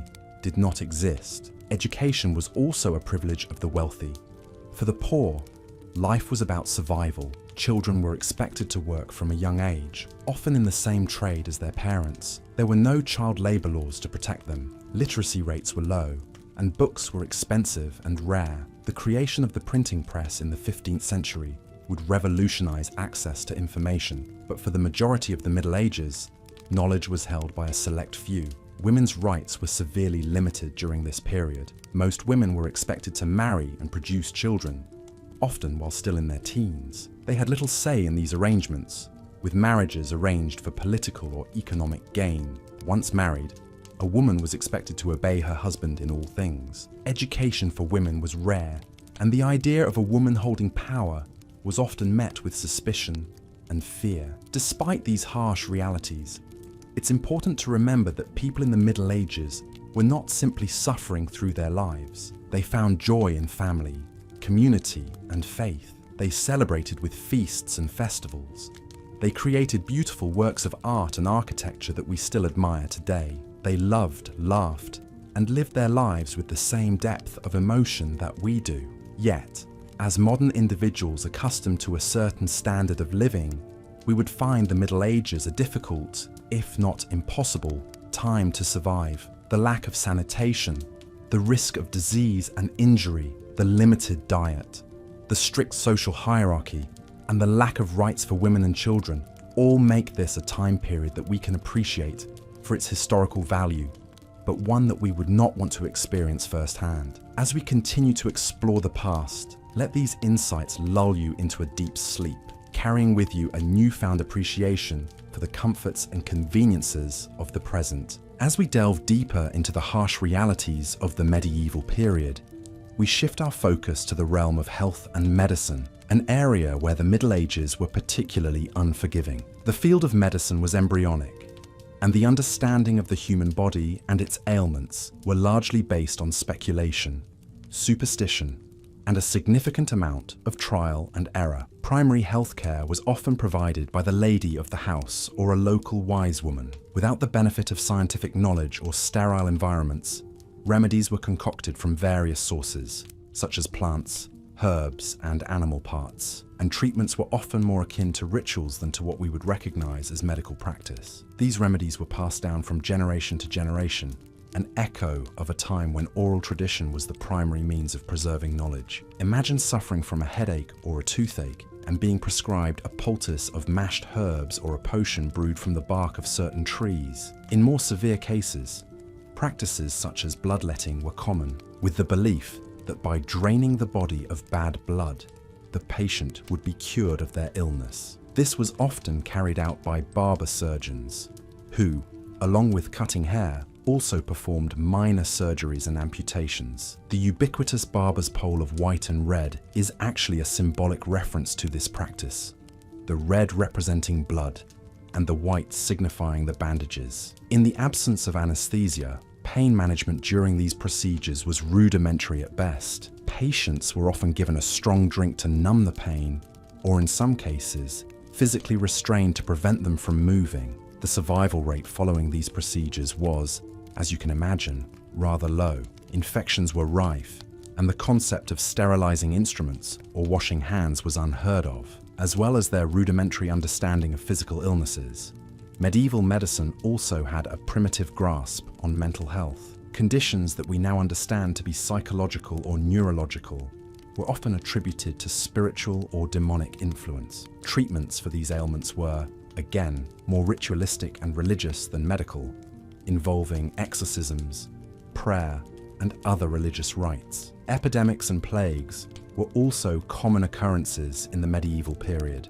The most infamous of these was the Black Death, a pandemic that swept across Europe in the mid-14th century, wiping out between 75 and 200 million people, approximately 30 to 60% of Europe's population at the time. The cause of this devastating disease was the bacterium Yersinia pestis, transmitted through fleas on black rats. However, without the knowledge of bacteria or disease transmission, people were left helpless against the plague, with many believing it to be a punishment from God. Theories about the cause of the plague were wide-ranging and often fantastical. Some believed it was due to a misalignment of planets.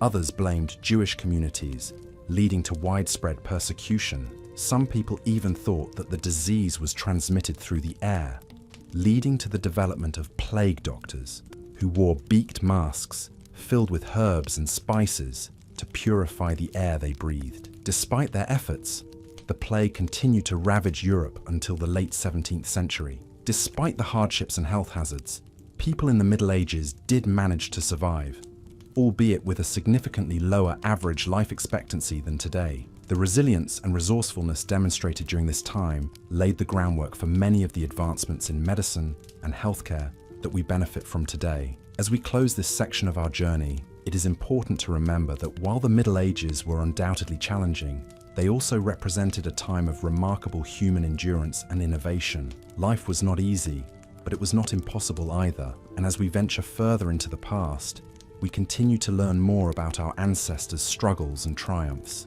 and how they shaped the world we live in today. Stay with me, dear listener, as we continue our journey into the past. As we peel back the layers of history, we learn more about the resilience of our ancestors, the challenges they faced, and the world they shaped for us to inherit. Sleep well, and dream of a time when kings and queens ruled, knights jousted, and the world was a tapestry of mystery and wonder. Now let us turn our attention to the daily life of a medieval serf, the lowest ranking member of the feudal system. The life of a serf was filled with hardships and toil, a far cry from the romanticized notions of chivalry and courtly love that so often characterize our understanding of the Middle Ages. The day of a medieval serf began with the crowing of a rooster.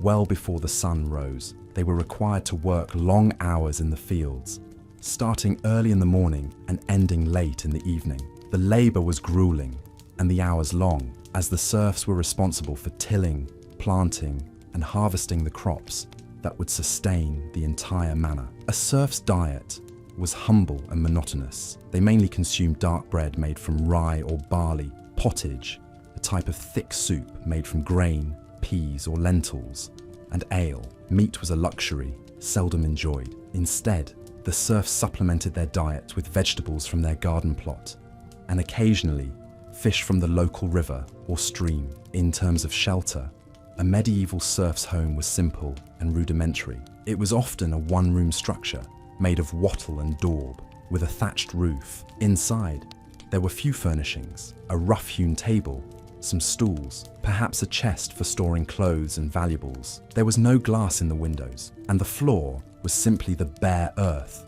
covered with straw or reeds for insulation. Despite the hardships they faced, serfs had a rich cultural life. They celebrated the changing of the seasons and the agricultural calendar with festivities and feasts. Music, dance, and storytelling were also an integral part of their lives. For serfs, the church was the center of community and spiritual life. They were obliged to attend Mass every Sunday and on holy days, providing them a respite from their labor. Religion offered them hope for a better life in the hereafter, and the church acted as a unifying force, binding the community together. However, serfdom was not a static condition. There were different ways in which a serf could gain freedom. Some bought their way out of serfdom, while others were set free by their lords as a reward for exceptional service. In some cases, a serf could also gain freedom by escaping to a city and living there for a year and a day without being claimed by their lord. The life of a serf was a life of unending toil and hardship. However, it was also a life of community, of shared experiences, of resilience in the face of adversity. It's important to remember that despite the challenges they faced, medieval serfs were not merely passive victims of their circumstances. They found ways to survive, to create joy, to forge connections with their fellow serfs, and to carve out a sense of identity amidst the constraints of their status. As we conclude this section, let us reflect on the resilience of these individuals who lived in a time so different from our own. Let us also remember that the strength of the human spirit is not confined to any particular era or social class. It is a universal quality, as timeless as history itself. As you drift off to sleep, bear in mind the strength of the serfs, who in the face of adversity found ways to survive, to create joy, and to forge connections. In the next section, we'll explore the role of women in medieval society, a topic that is often overlooked in historical narratives. The story of medieval women is a story of resistance and resilience, of navigating a world that offered them limited freedoms. But for now, let the gentle rhythms of the serf's life lull you into a deep and restful sleep. Let us now venture into the realm of medieval occupations, jobs, and trades. The work that people undertook during this period was often backbreaking and monotonous. The majority of people in the medieval period were peasants, and their lives were dictated by the seasons and the demands of the land. A peasant would rise with the sun and work until it set.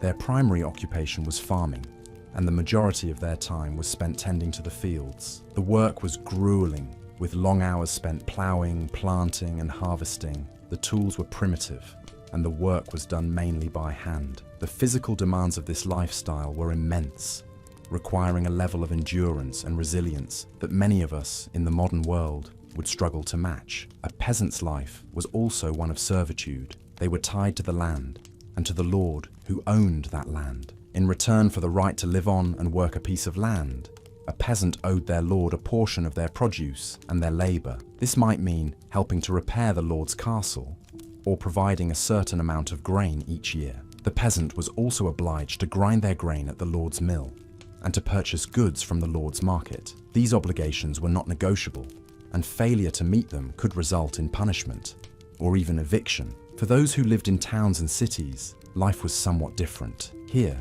the medieval economy was dominated by guilds. These were associations of artisans and merchants who controlled the practice of their craft in a particular town. To become a member of a guild, a person would first serve as an apprentice, learning the skills of the trade under the supervision of a master. After several years of training, the apprentice would become a journeyman and could work for wages. Finally, after proving their skill and knowledge, a journeyman could become a master and open their own workshop. Craftsmen worked long hours, often from dawn until dusk. They produced everything from clothes and shoes to furniture and tools. The work was skilled, but also repetitive and physically demanding. A blacksmith, for example, would spend hours each day hammering iron into shape. A weaver would work at their loom, creating cloth from raw wool or flax. A baker would rise before dawn to prepare bread for the day. Like peasants, craftsmen were also subject to various obligations and restrictions. They were required to pay fees to their guild and to adhere to its rules and regulations. These might dictate the quality of goods that could be produced, the prices that could be charged, and the hours that could be worked. Craftsmen were also subject to the laws and taxes of the town or city in which they lived. Even those in positions of power and privilege faced their own challenges. The nobility, for example, were obliged to provide military service to the king. This could mean leading troops into battle, or providing soldiers and equipment for the king's campaigns. Nobles were also expected to administer justice, collect taxes, and manage the lands and people under their control. These responsibilities required a level of skill and judgment that was not easily acquired. The life of a monk or nun was also far from easy. Monastic life was governed by strict rules and routines. Monks and nuns were required to pray at regular intervals throughout the day and night, and to engage in manual labor. They were also expected to live a life of poverty, chastity, and obedience. The physical demands of this lifestyle, combined with the mental and spiritual discipline it required, made it a challenging path to follow. So, in conclusion, life in the medieval period was not easy. No matter what your station in life, the work was hard, the hours were long, and the rewards were often meager. But despite these challenges, people found ways to survive and even to thrive. They developed skills and crafts that are still admired today. They built communities and institutions that have shaped the world we live in, and they left a legacy that continues to fascinate and inspire us. As we lay here, drifting into sleep, let us take a moment to appreciate the strength and resilience of our medieval ancestors. Their lives may have been hard, but they were also rich and meaningful in their own ways. As we journey back to medieval times, we find ourselves in the midst of a bustling town. The air is dense with the aroma of freshly baked bread, the sound of blacksmith hammers striking metal, and the hum of a busy market. Yet beneath this seemingly idyllic facade, a harsh reality lurked that dictated the rhythm of everyday life. Let's step into the shoes of a common peasant. As a serf, you would be part of the lowest social class, bound to the land and subject to the will of the local lord. Your day would start before sunrise, as the cock crowed, signaling the start of your labor. You'd likely live in a small, simple home made of wattle and daub, with a thatch roof, a far cry from the comforts of modern living. The home would be shared with your family and possibly some livestock, as animals were often brought inside for warmth and protection from thieves. Your diet would be far from varied or nutritious. You'd eat a lot of bread, made from barley or rye, and perhaps supplemented by vegetables like beans and cabbages. Meat would be a rare luxury, reserved for special occasions or the local lord's table. Instead, you might have a bit of cheese or a few eggs from your chickens. You would drink ale or mead, as water was often unsafe to drink. The work was backbreaking. You'd toil in the fields, planting and harvesting crops, tending to the livestock, and performing any other tasks the Lord required. The work was not only physically exhausting, but monotonous, leaving little time for leisure or personal growth. Education was a privilege reserved for the clergy and the nobility, so you'd most likely be illiterate, relying on the local priest for information about the world beyond your village. Healthcare in medieval times was primitive at best. The prevailing theory was that of the four humours: blood, phlegm, black bile, and yellow bile. It was believed that illness was caused by an imbalance of these humours, and treatments often involved bloodletting or purging. Without the knowledge of germs or proper sanitation, disease spread quickly, and life expectancy was low. The church played a significant role in everyday life. Sundays and holy days were reserved for worship, and failing to attend Mass could result in punishment. The church was also the centre of social life, where villagers gathered for festivals and fairs. However, the church also wielded significant power and could excommunicate anyone who violated its laws, effectively cutting them off from society. As a serf, you wouldn't have the freedom to choose your own destiny. You couldn't leave the land without permission from the Lord, and your children would inherit your status. The concept of upward mobility was virtually non-existent, and the idea of individual rights would not emerge for centuries. Despite these harsh realities, medieval times were not without their moments of joy and camaraderie. There were festivals and feasts, celebrations of the changing seasons, and the simple pleasure of a job well done. Music, dance, and storytelling were integral parts of the culture, providing respite from the hardships of everyday life. As we return to the present, it's clear that our lives are vastly different from those of our medieval ancestors. We enjoy comforts and freedoms they could hardly imagine. Yet, it's also worth remembering the resilience and determination of these people who lived and loved, worked and played in a world so different from our own. Their stories remind us of the human capacity to adapt and endure, to find joy in the midst of hardship,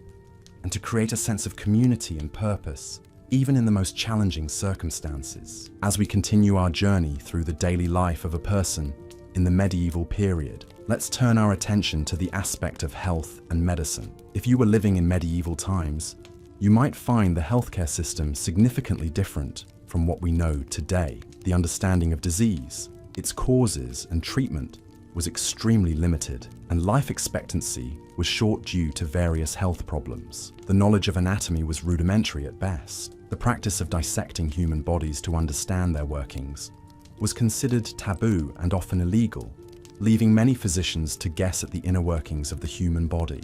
This lack of understanding led to many misconceptions and misdiagnoses. The belief in the four humours, black bile, yellow bile, phlegm, and blood, was prevalent. These were thought to be bodily fluids that needed to be in balance for a person to stay healthy. Any imbalance was considered the root cause of all diseases and illnesses. In terms of treatment, bloodletting was a common practice. The idea was to drain the body of excess bad humours. Leeches were often used for this purpose. In today's medical understanding, this practice is largely considered harmful and ineffective, but in medieval times, it was a widely accepted form of treatment, often leading to weakness and sometimes death due to loss of blood. Hygiene, or the lack thereof, was another factor that would make it hard for a modern person to survive in medieval times. Bathing was not a regular practice and was often considered an indulgence. The concept of germs and sanitation was not understood, leading to widespread diseases. The Black Death, a plague that wiped out a third of Europe's population in the 14th century, is a stark testament to this lack of sanitation and understanding of disease transmission. Medieval diet also played a significant role in the health of the people. The lower classes subsisted on a diet of mostly grain, like barley and rye, with little meat or fresh fruit and vegetables. This lack of a balanced diet often led to malnutrition, weakening the immune system and making people more susceptible to diseases. Dentistry, too, was a field in its infancy. Tooth decay was a common problem, often leading to dangerous infections. Without the understanding of dental hygiene and effective treatments, toothaches were often a lifelong issue for many. Childbirth was a particularly dangerous time for women. There was a lack of understanding about cleanliness and the need for sterile environments during childbirth, leading to a high rate of maternal and infant mortality. Midwives, not formally trained physicians, usually attended births. Their knowledge was based on experience rather than formal education, leading to many complications and fatalities. Despite these challenges, there were some advancements in medicine during the medieval period. The creation of universities in the 12th century led to the development of medical schools where knowledge was collated and taught. Monasteries served as places of healing, with monks often having knowledge of herbs and remedies. This period also saw the emergence of hospitals, though they were more places for the poor and the sick to go to die, rather than institutions for healing and recovery, as we know them today. In conclusion, health and medicine in the medieval period were fraught with challenges. The lack of understanding about the human body, disease and hygiene made it a dangerous time to be alive. The treatments available were often ineffective and sometimes harmful. However, it was also a time of slow progress, with the foundations of modern medicine being laid. As we move to the final section of this journey, let's ponder on the resilience of the human spirit and the drive for survival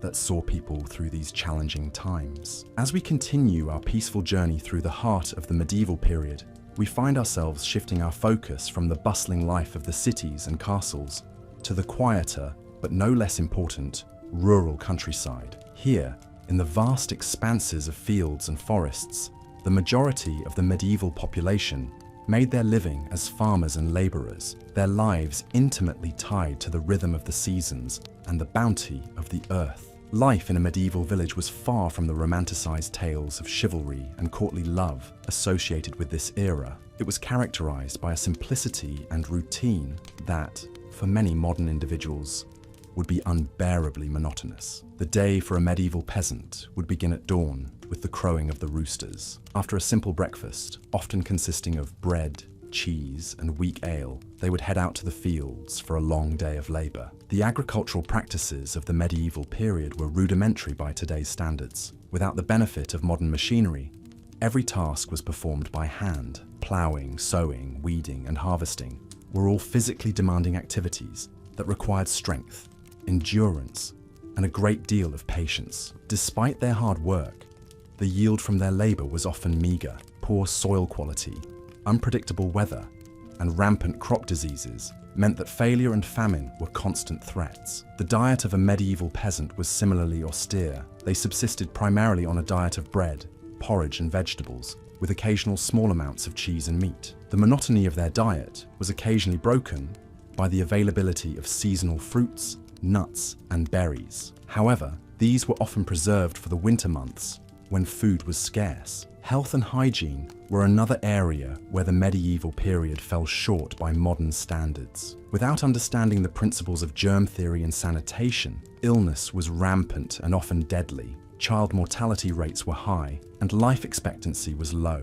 Common ailments like toothaches, colds, and digestive issues were often treated with a mix of folk remedies and superstition. More serious illnesses, like the plague, could wipe out entire communities. Despite these hardships, the life of a medieval peasant was not without its small joys and comforts. The village was a close-knit community where everyone knew each other, and social activities like dances, feasts, and fairs provided much-needed relief from the daily grind. The church, too, was a central part of village life, providing spiritual comfort and a sense of order in a world that was often chaotic and unpredictable. The medieval period was also a time of innovation and progress in many areas. Advances in technology, such as the heavy plough and the horse collar, made farming more efficient. The establishment of guilds and the development of trade routes helped stimulate economic growth. The construction of cathedrals, castles, and universities reflected the period's artistic and intellectual achievements. Yet, for all its progress, the medieval world was a place of profound inequality. The feudal system, which governed social and economic relations, was heavily weighted in favor of the nobility and the clergy. Peasants had few rights and little opportunity for social mobility. Their lives were defined by their labor, and their status was determined by their birth. Reflecting on the realities of life in the medieval period, it's easy to understand why we, as modern individuals, might find it difficult to last a day in this era. The physical demands, the lack of comfort, the constant uncertainty. These challenges would test even the most resilient among us. Yet there is also a certain beauty in this simplicity, a reminder of the resilience and adaptability of the human spirit. As we drift further into the tranquil embrace of sleep, let us carry with us this sense of gratitude for the comforts and conveniences of our modern life, and a newfound appreciation for the trials and triumphs of our medieval ancestors. As our journey through the annals of history continues, we find ourselves delving into an era of knights, castles, and feudal society, the medieval times. Picture yourself, if you will, transported back through the centuries, landing in a world far removed from the one we inhabit today. It's a time of stark contrasts, where the wealthy live in fortified castles while the poor toil in the fields. It's a time where the church wields immense power, and one's fate is often dictated by the whims of their lord. As we begin to explore this fascinating era, we can start to understand why the comforts and conveniences we take for granted today would make it incredibly challenging for a contemporary person to survive a day in medieval times. Firstly, let's consider the living conditions. If you were a peasant, which was the most likely scenario, given that the vast majority of people belonged to the peasant class, your dwelling would be a small, one-room cottage. This cottage, made of wattle and daub, a mixture of mud, straw, and manure, would be shared with both your family and your animals. The floor would be strewn with straw and covered in animal dung, while the air would be thick with the smell of smoke from the central hearth. A far cry from our modern houses, with separate rooms, indoor plumbing, and central heating. Then there's the matter of food. If you were a peasant, your diet would consist largely of pottage, a type of thick stew made from whatever vegetables were in season, along with some grain, perhaps barley or oats. Meat would be a rare luxury, and fresh fruit and vegetables would be scarce during the long winter months. Fast food, convenience meals, and the abundance of food we enjoy today would be unimaginable in the medieval era. The daily routine would be grueling.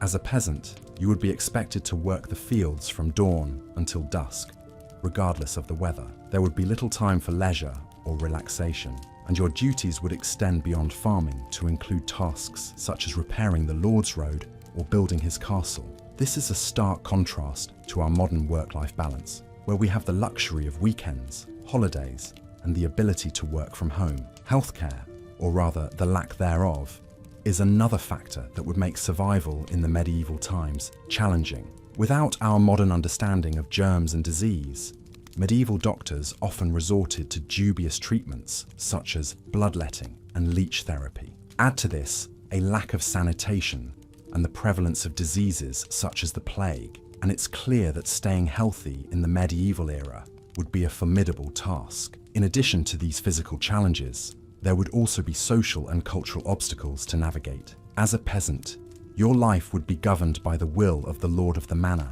You could be called upon to fight in his wars, and your life would be subject to the whims of his justice. The concept of individual rights and freedoms, which we take for granted today, would be largely absent in the medieval era. And let's not forget about the influence of the church. In the medieval times, the church was not just a place of worship, but also a significant political and social institution. The church dictated moral standards, influenced laws, and even played a role in education. The concept of religious freedom, as we understand it today, would be alien in this context. Lastly, consider the lack of technological conveniences. Without electricity, there would be no lighting after sunset except for candles or oil lamps. There would be no telephones, no internet, no cars or trains, and certainly no smartphones or computers.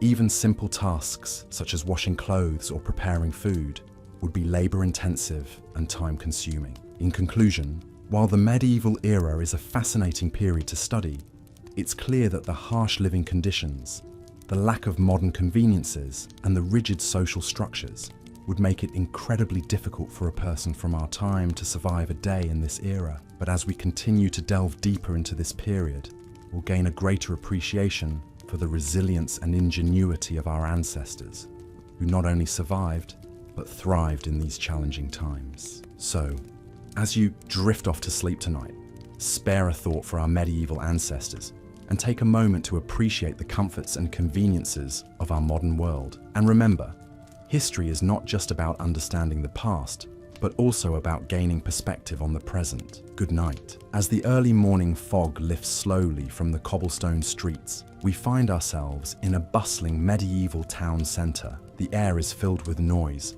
the clatter of horse hooves, the chatter of townsfolk, the hammering of blacksmiths, and the cry of street vendors. Life in the medieval times was far from quiet, a cacophony of sounds from dawn to dusk, a symphony of existence in an era that was anything but peaceful. If you were a serf, the lowest social class, your day would begin long before the sun rose. Serfs were bound to the land, effectively owned by the local lord. They had no rights and were forced to work long hours, often in the fields, tending to crops and livestock.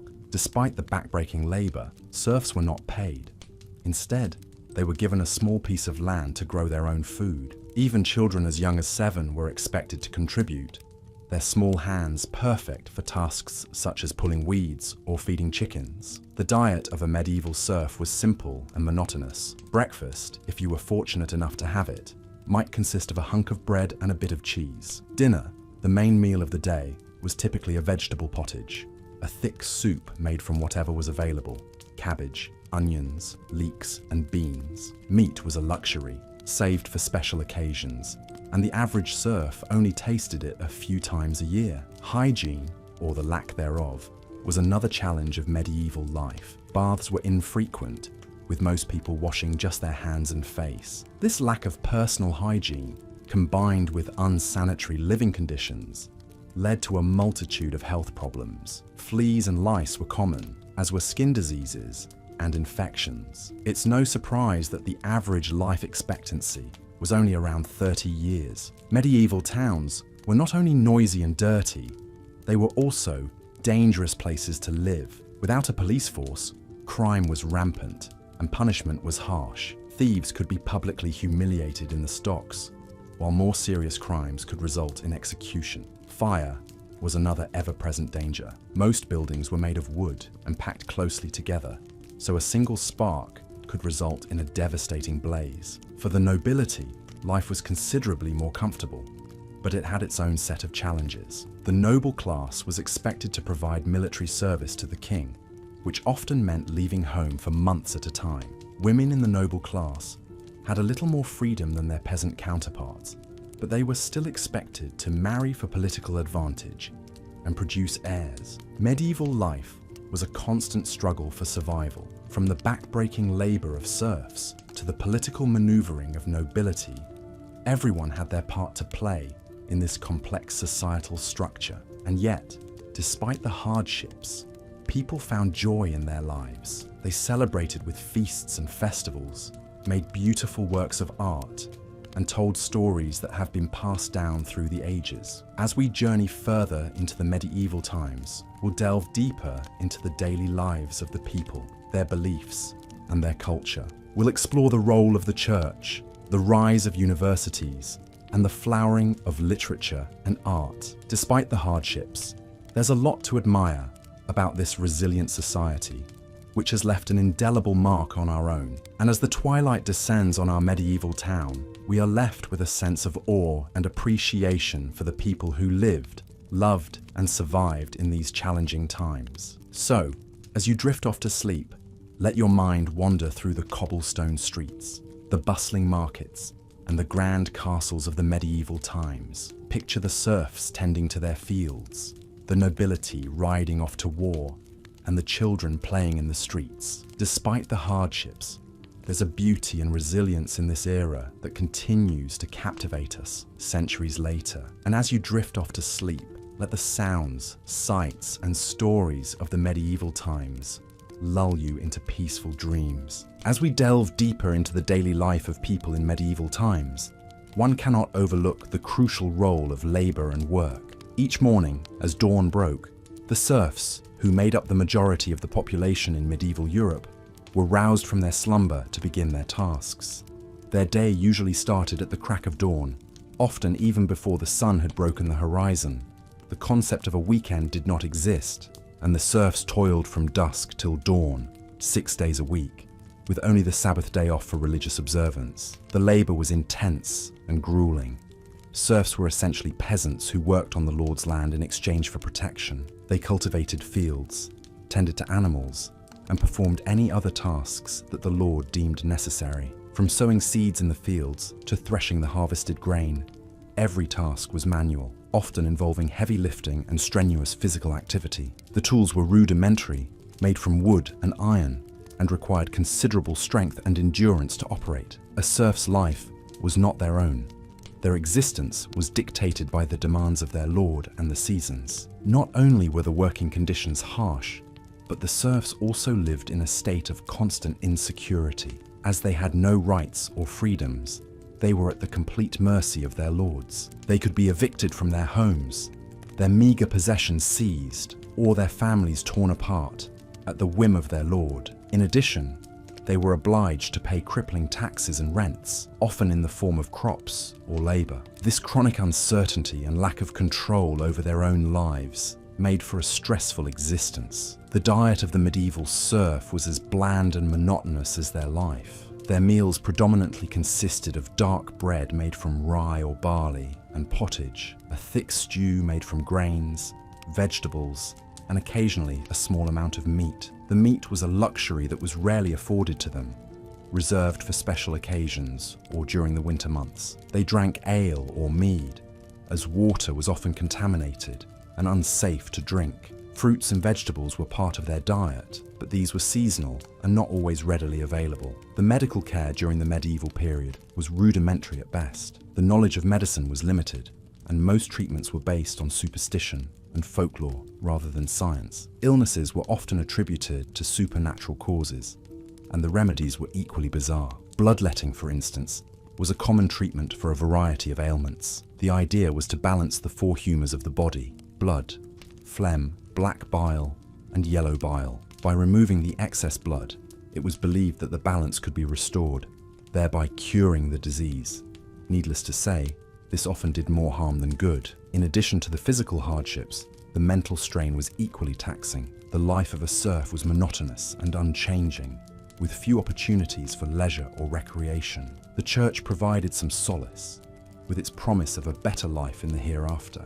The serfs clung to their faith, finding comfort in the rituals and ceremonies of the church. The occasional feast days and holy days offered a respite from the drudgery of daily life and were eagerly anticipated. Life in a medieval city was not much better than in the countryside. The cities were crowded and filthy, with narrow, winding streets and inadequate sanitation. Disease was rampant, and epidemics were common. The houses were small and cramped, often housing multiple families. The air was polluted with smoke from the many fireplaces and the stench from the open sewers. The daily grind of a craftsman in a city was not much different from that of a serf. He too worked from dawn till dusk, 6 days a week. However, unlike serfs, craftsmen had the opportunity to improve their lot through skill and hard work.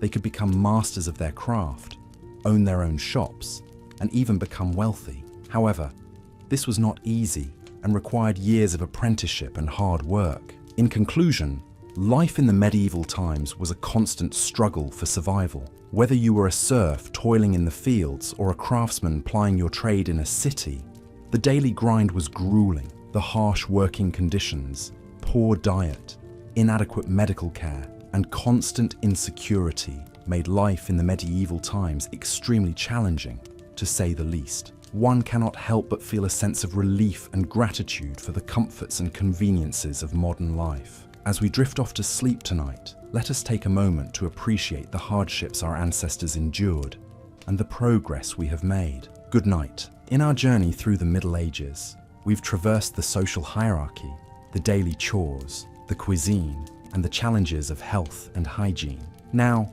let's turn our attention to another, harsher aspect of medieval life, the justice system. In the Middle Ages, the concept of justice was very different from what we understand today. Modern legal systems are built on the principle of innocent until proven guilty. But in medieval times, things were quite the opposite. The burden of proving innocence often fell on the accused, and failure to do so could result in severe punishment. Witch trials are perhaps the most infamous example of medieval justice, but they were by no means the only form of trial. Trial by combat, trial by ordeal, and compurgation were all methods employed, each one more terrifying than the last. Trial by combat, for example, was exactly as it sounds. The accused and the accuser would fight, and God would supposedly grant victory to the innocent party. It's not hard to imagine how this system could be easily manipulated by those with strength or fighting skill. Trial by ordeal was similarly gruesome.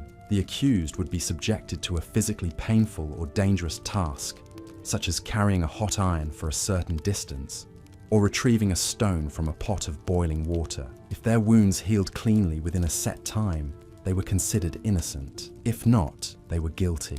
This method was based on the belief that God would intervene on behalf of the innocent, a notion that seems dangerously naive to us now. Compurgation, on the other hand, required the accused to swear an oath of innocence, backed by a group of oath helpers who would vouch for their honesty. This method relied heavily on one's reputation within the community and could be easily skewed by personal bias. Punishments for crimes varied widely, from fines to corporal punishment to death. The severity of the punishment often depended on the social status of the accused and the nature of the crime. For instance, a nobleman might be fined for a crime that would earn a peasant a whipping or worse. Beyond the legal system, violence was a common part of everyday life in the Middle Ages. Raids and skirmishes were frequent, and personal safety was far from guaranteed. The lack of a centralized police force meant that people had to take their safety into their own hands, often leading to brutal reprisals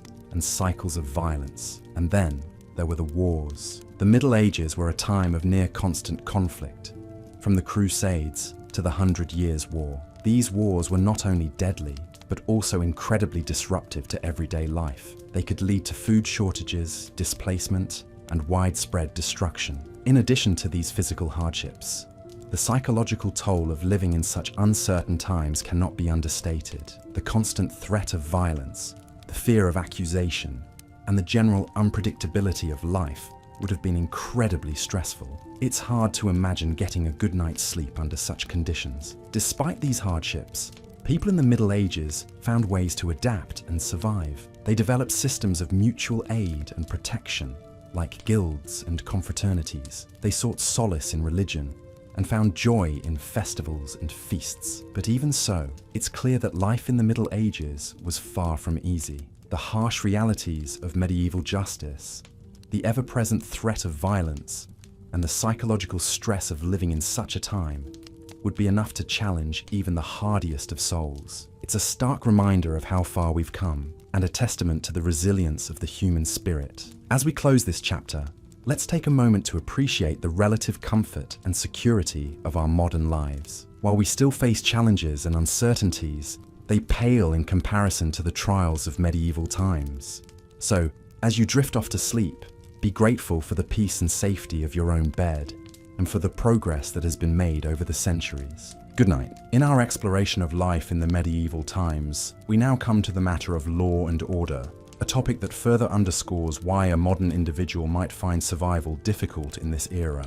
The legal system of the Middle Ages was quite different from the one we are familiar with today. Rather than being a unified, codified structure, it was a patchwork of local laws and customs, overlaid with the edicts of lords, kings, and the church. This system was often arbitrary and harsh, reflecting the harsh realities of medieval life. In many ways, the medieval legal system was a reflection of the feudal system that dominated the political landscape. Lords, had wide-ranging powers over their vassals and serfs, including the right to administer justice and punish crimes. They often acted as judge, jury, and executioner, and their decisions could be influenced by personal biases or vendettas. Moreover, justice was often meted out in public spectacles designed to deter others from committing crimes, a far cry from our modern ideas of due process and the right to a fair trial. In addition to this, there were a number of punishments and penalties that could be imposed for various crimes, many of which were incredibly harsh by today's standards. For example, thieves could be branded or mutilated, while murderers might be sentenced to death by hanging or beheading. Even lesser offences, such as slander or defamation, could result in public humiliation or corporal punishment. And while we're on the topic of crime, let's not forget about the concept of trial by ordeal. This was a practice whereby the accused was subjected to a physically dangerous or painful test to determine their guilt or innocence. The idea was that God would intervene to protect the innocent and punish the guilty. For instance, in the ordeal of hot iron, the accused was made to carry a red-hot piece of iron. If their hand healed cleanly within a certain period of time, they were deemed innocent. If not, they were found guilty. The church also played a significant role in the medieval legal system. Ecclesiastical courts, which were run by the church, dealt with cases involving clergy members, as well as certain types of moral offences. These courts followed their own set of rules, known as canon law, which was based on biblical teachings and the writings of church fathers. Penalties could range from excommunication to penance, such as fasting or making a pilgrimage. Yet despite its many flaws and harshness, the medieval legal system did have some redeeming qualities. For instance, it recognized the concept of sanctuary, which allowed criminals to seek refuge in a church and be protected from arrest. This offered a route to mercy and forgiveness, in line with Christian teachings of the time. Moreover, the system also laid the groundwork for many of the legal principles and institutions that we take for granted today. For example, the Magna Carta, a landmark document signed in 1215, established the principle that the king was subject to the law, not above it. This marked a significant step towards the rule of law, a concept that is central to our modern legal system. So, while the medieval legal system was undoubtedly harsh and unpredictable, it was also a product of its time, reflecting the social norms and religious beliefs of the period. And while most of us would undoubtedly struggle to navigate its complexities and deal with its brutalities, it's also worth remembering that it was part of a broader historical process, one that eventually led to the development of more fair and equitable systems of justice. It's a reminder that, for all its brutality and unfairness, the past can also be a source of learning and growth. In our next section, we'll delve into the world of medieval warfare, another aspect of life in the Middle Ages that would certainly pose challenges for a modern individual. From the chivalrous knights and their code of honor to the large-scale battles and sieges, we'll explore the realities of combat in this era and the toll it took on those who lived through it. So, as you drift off to sleep, let your mind wander to these distant, tumultuous times, and remember that the struggles and hardships of the past have helped shape the world we live in today. As we delve deeper into the medieval period, it's important to remember that life in this era was not a romanticized adventure, often depicted in tales of knights and damsels. It was a time of hardship, constant work, and survival. Let's explore further. Imagine waking up at the crack of dawn, not to the sound of a blaring alarm clock, but to the crowing of a rooster or the tolling of a church bell. Your bed would be a straw pallet, shared with other family members for warmth. You would rise, rubbing sleep from your eyes, and start your day of strenuous labor. This would be your daily routine, 7 days a week. There were no weekends, holidays, or vacations in medieval times. The concept of leisure time was alien, and the day was strictly divided into periods of work, prayer, and sleep. Most people in medieval times were peasant farmers living in small rural communities. Their lives were governed by the seasons and the cycle of crops. Spring would be a time of ploughing and planting. Summer was for tending the fields. Autumn was the harvest, and winter was a time of preparation for the next year. The work was backbreaking, done with simple tools that required great physical effort. Peasants would toil in the fields from dawn till dusk, with only a brief pause for a midday meal. Food was a constant preoccupation in medieval times, as it determined survival. The diet was monotonous and consisted largely of dark, coarse bread made from rye or barley. Peasants might supplement this with vegetables from their garden, such as beans, peas, onions, and cabbages. Meat was a luxury, usually only available on special occasions. It was a difficult life, but not without its moments of joy and celebration. Harvest time, for example, was a time of communal endeavour and shared happiness. Medieval towns were dirty, crowded, and noisy. The streets were narrow and unpaved, lined with wooden houses that were prone to fires. Sanitation was poor, with waste often thrown into the streets or into open pits. Diseases were common, with outbreaks of plague and other illnesses regularly decimating the population. Despite these challenges, towns were also vibrant places, filled with a variety of trades and crafts. There were blacksmiths, bakers, tailors, carpenters, and many others, all contributing to the bustling economy of the town. In medieval times, the church was a central part of everyone's life. It provided a moral framework and a sense of community. It offered hope and solace in a harsh world, with the promise of eternal life in heaven. The church controlled many aspects of daily life, including education. Most people were illiterate, and the few who could read and write were usually members of the clergy. Medieval medicine was a mixture of superstition, herbal remedies, and religious belief. Doctors were rare and expensive, so most people relied on the local wise woman or herbalist for treatment. Many diseases and injuries were beyond the understanding and capability of medieval medicine, leading to high rates of mortality. Warfare was a constant threat in medieval times. Knights and soldiers were highly trained in combat, but the majority of fighting men were ordinary peasants, called up to serve their lord in times of conflict. Battles were brutal and bloody affairs, with no concept of human rights or the treatment of prisoners. Despite the hardships and dangers of medieval life, people found ways to enjoy themselves. There were festivals and feasts, dances and games.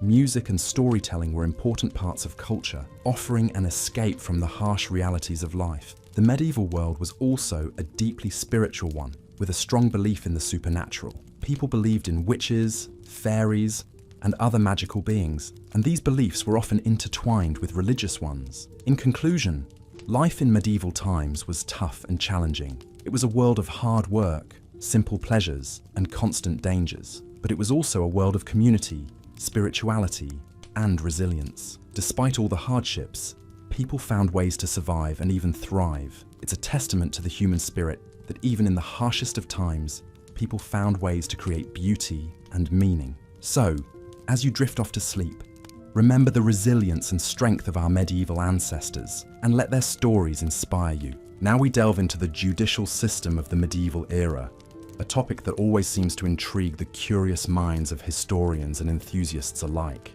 It was a time where the rule of law was rather different from what we know today. The very concept of innocent until proven guilty was almost foreign, and the methods for determining guilt were, quite frankly, bizarre and sometimes brutal. In the absence of any advanced scientific methods to investigate a crime, medieval societies relied on superstition and divine intervention to dispense justice. The concept of trial by ordeal was widely used in these times. If an individual was accused of a crime, they had to undergo a physically challenging, sometimes life-threatening task to prove their innocence. The ordeal could involve carrying a red-hot iron bar, plunging a hand into boiling water, or even sinking or floating in a body of water. The latter based on the belief that water, being a holy substance, would reject a guilty person, causing them to float. The medieval judicial system also heavily relied on compurgation, a process where an accused person could swear an oath of innocence, backed up by a group of oath helpers. These individuals, usually friends, family, or community members, would essentially vouch for the accused's character. If the accused was able to assemble enough oath helpers, they could potentially be acquitted of the crime they were charged with. However, the reliability of such a system is questionable, as biases and personal relationships could easily influence the outcome. Feudal lords, who had been given land by the king, were often responsible for maintaining law and order within their territories. They held their own courts and meted out punishments as they saw fit. This could mean a lack of consistency in sentencing, with punishments varying greatly from one region to another, and the possibility of a lord's personal biases affecting the outcome. Punishments in the medieval era were usually severe in public, designed to deter potential criminals. The stocks, the pillory, and public floggings were common forms of punishment for minor offences. For more serious crimes, the guilty were subjected to hanging, beheading, or being burned at the stake. Despite the harsh and often unpredictable nature of the medieval judicial system, there was an attempt to establish a more uniform system of law in the 12th century. This was the birth of the common law system, which is still the basis of the legal system in many English-speaking countries today. King Henry II of England played a crucial role in this development. He established a system of royal courts that travelled around the country, hearing cases and enforcing the same set of laws everywhere they went. This meant that the same laws and punishments applied to everyone, regardless of where they lived, and it provided a much-needed consistency in the law. However, the common law system was far from perfect. It was still heavily influenced by the whims of the king or his appointed judges, and the concept of a fair trial as we understand it today was still far off. Nevertheless, it was a significant step towards the modern judicial system we are familiar with. Thus, we can see that living in medieval times was not for the faint-hearted. The societal norms, the harsh living conditions, and the brutal judicial system would have made everyday life a struggle. The uncertainty and unpredictability of the law, combined with the heavy reliance on superstition and divine intervention, would have added a constant sense of dread and fear. The medieval era was indeed a time of darkness and hardship, but it was also a time that laid the foundations for many aspects of our modern society. The development of the common law system, despite its flaws, was a crucial step towards the establishment of a fair and consistent judicial system. As we close our eyes and drift off to sleep, we can appreciate the comforts and conveniences of our modern lives. We can feel grateful for the progress we've made as a society and look forward to a future where justice is not determined by the heat of an iron bar or the depth of a body of water, but by the strength of evidence and the pursuit of truth. As the day in the life of a medieval person continues, the sun reaches its zenith, casting long, dark shadows across the cobblestone streets. The medieval town is at the height of its hustle and bustle as people go about their daily chores. The air is thick with the smell of livestock, firewood, and the tantalizing aroma of freshly baked bread from the local bakery.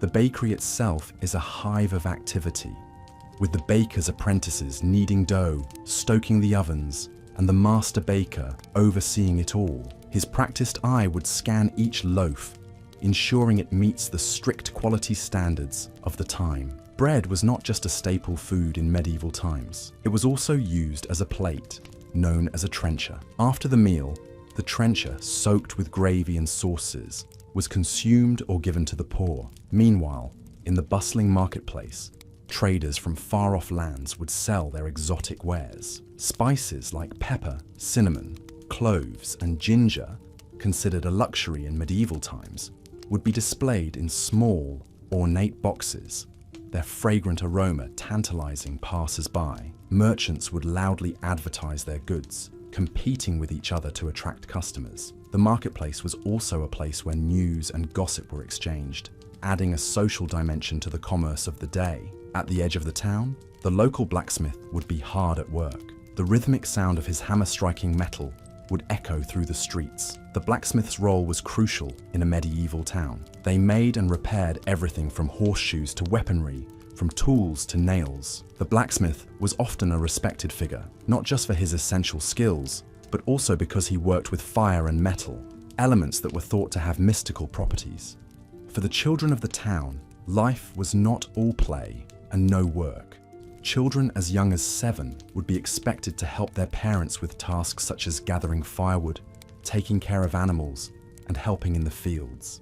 Yet, they would also find time for games. Children in medieval times played a variety of games, many of which are still enjoyed today. Marbles, hopscotch, and tag were all popular pastimes. As the afternoon sun began its descent, the monotonous tolling of the church bell would call the townsfolk to prayer. The church was the heartbeat of a medieval town. Not only was it a place of worship, but also a community centre where important decisions were made and disputes were settled. The clergy not only provided spiritual guidance, but also education, as the ability to read and write was limited to a privileged few. At the local castle, the lord and his lady would be involved in managing their estate. The lord was responsible for providing protection to his people and maintaining law and order. He would also have judicial duties, presiding over court cases brought before him. The lady of the castle had her own responsibilities, which included managing the household, supervising servants,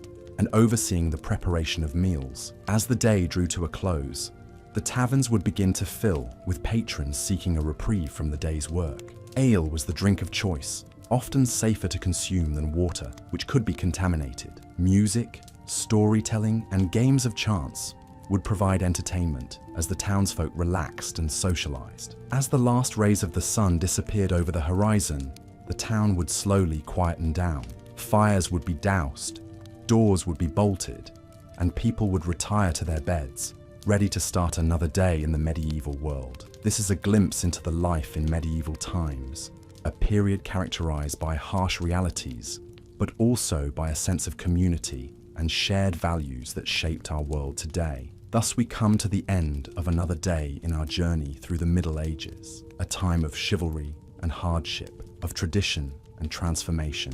So close your eyes and let the sounds of the past lull you into a peaceful slumber as we prepare to explore a new day in the life of a medieval villager in our next section. Good night, dear listener. As we continue our exploration of daily life in the medieval times, we now turn our attention to the often harsh and challenging living conditions. The comforts of modern life that we take for granted would be far from possible in the medieval era. In medieval times, most people lived in small, rural villages. The houses were typically made of wattle and daub, a mixture of sticks and mud. The roofs were thatched with straw or reeds. These humble dwellings provided some protection from the elements, but they were far from comfortable. There were no glass windows, only shutters that could be closed to keep out the cold. The floors were simply compacted earth, covered in straw to provide some insulation.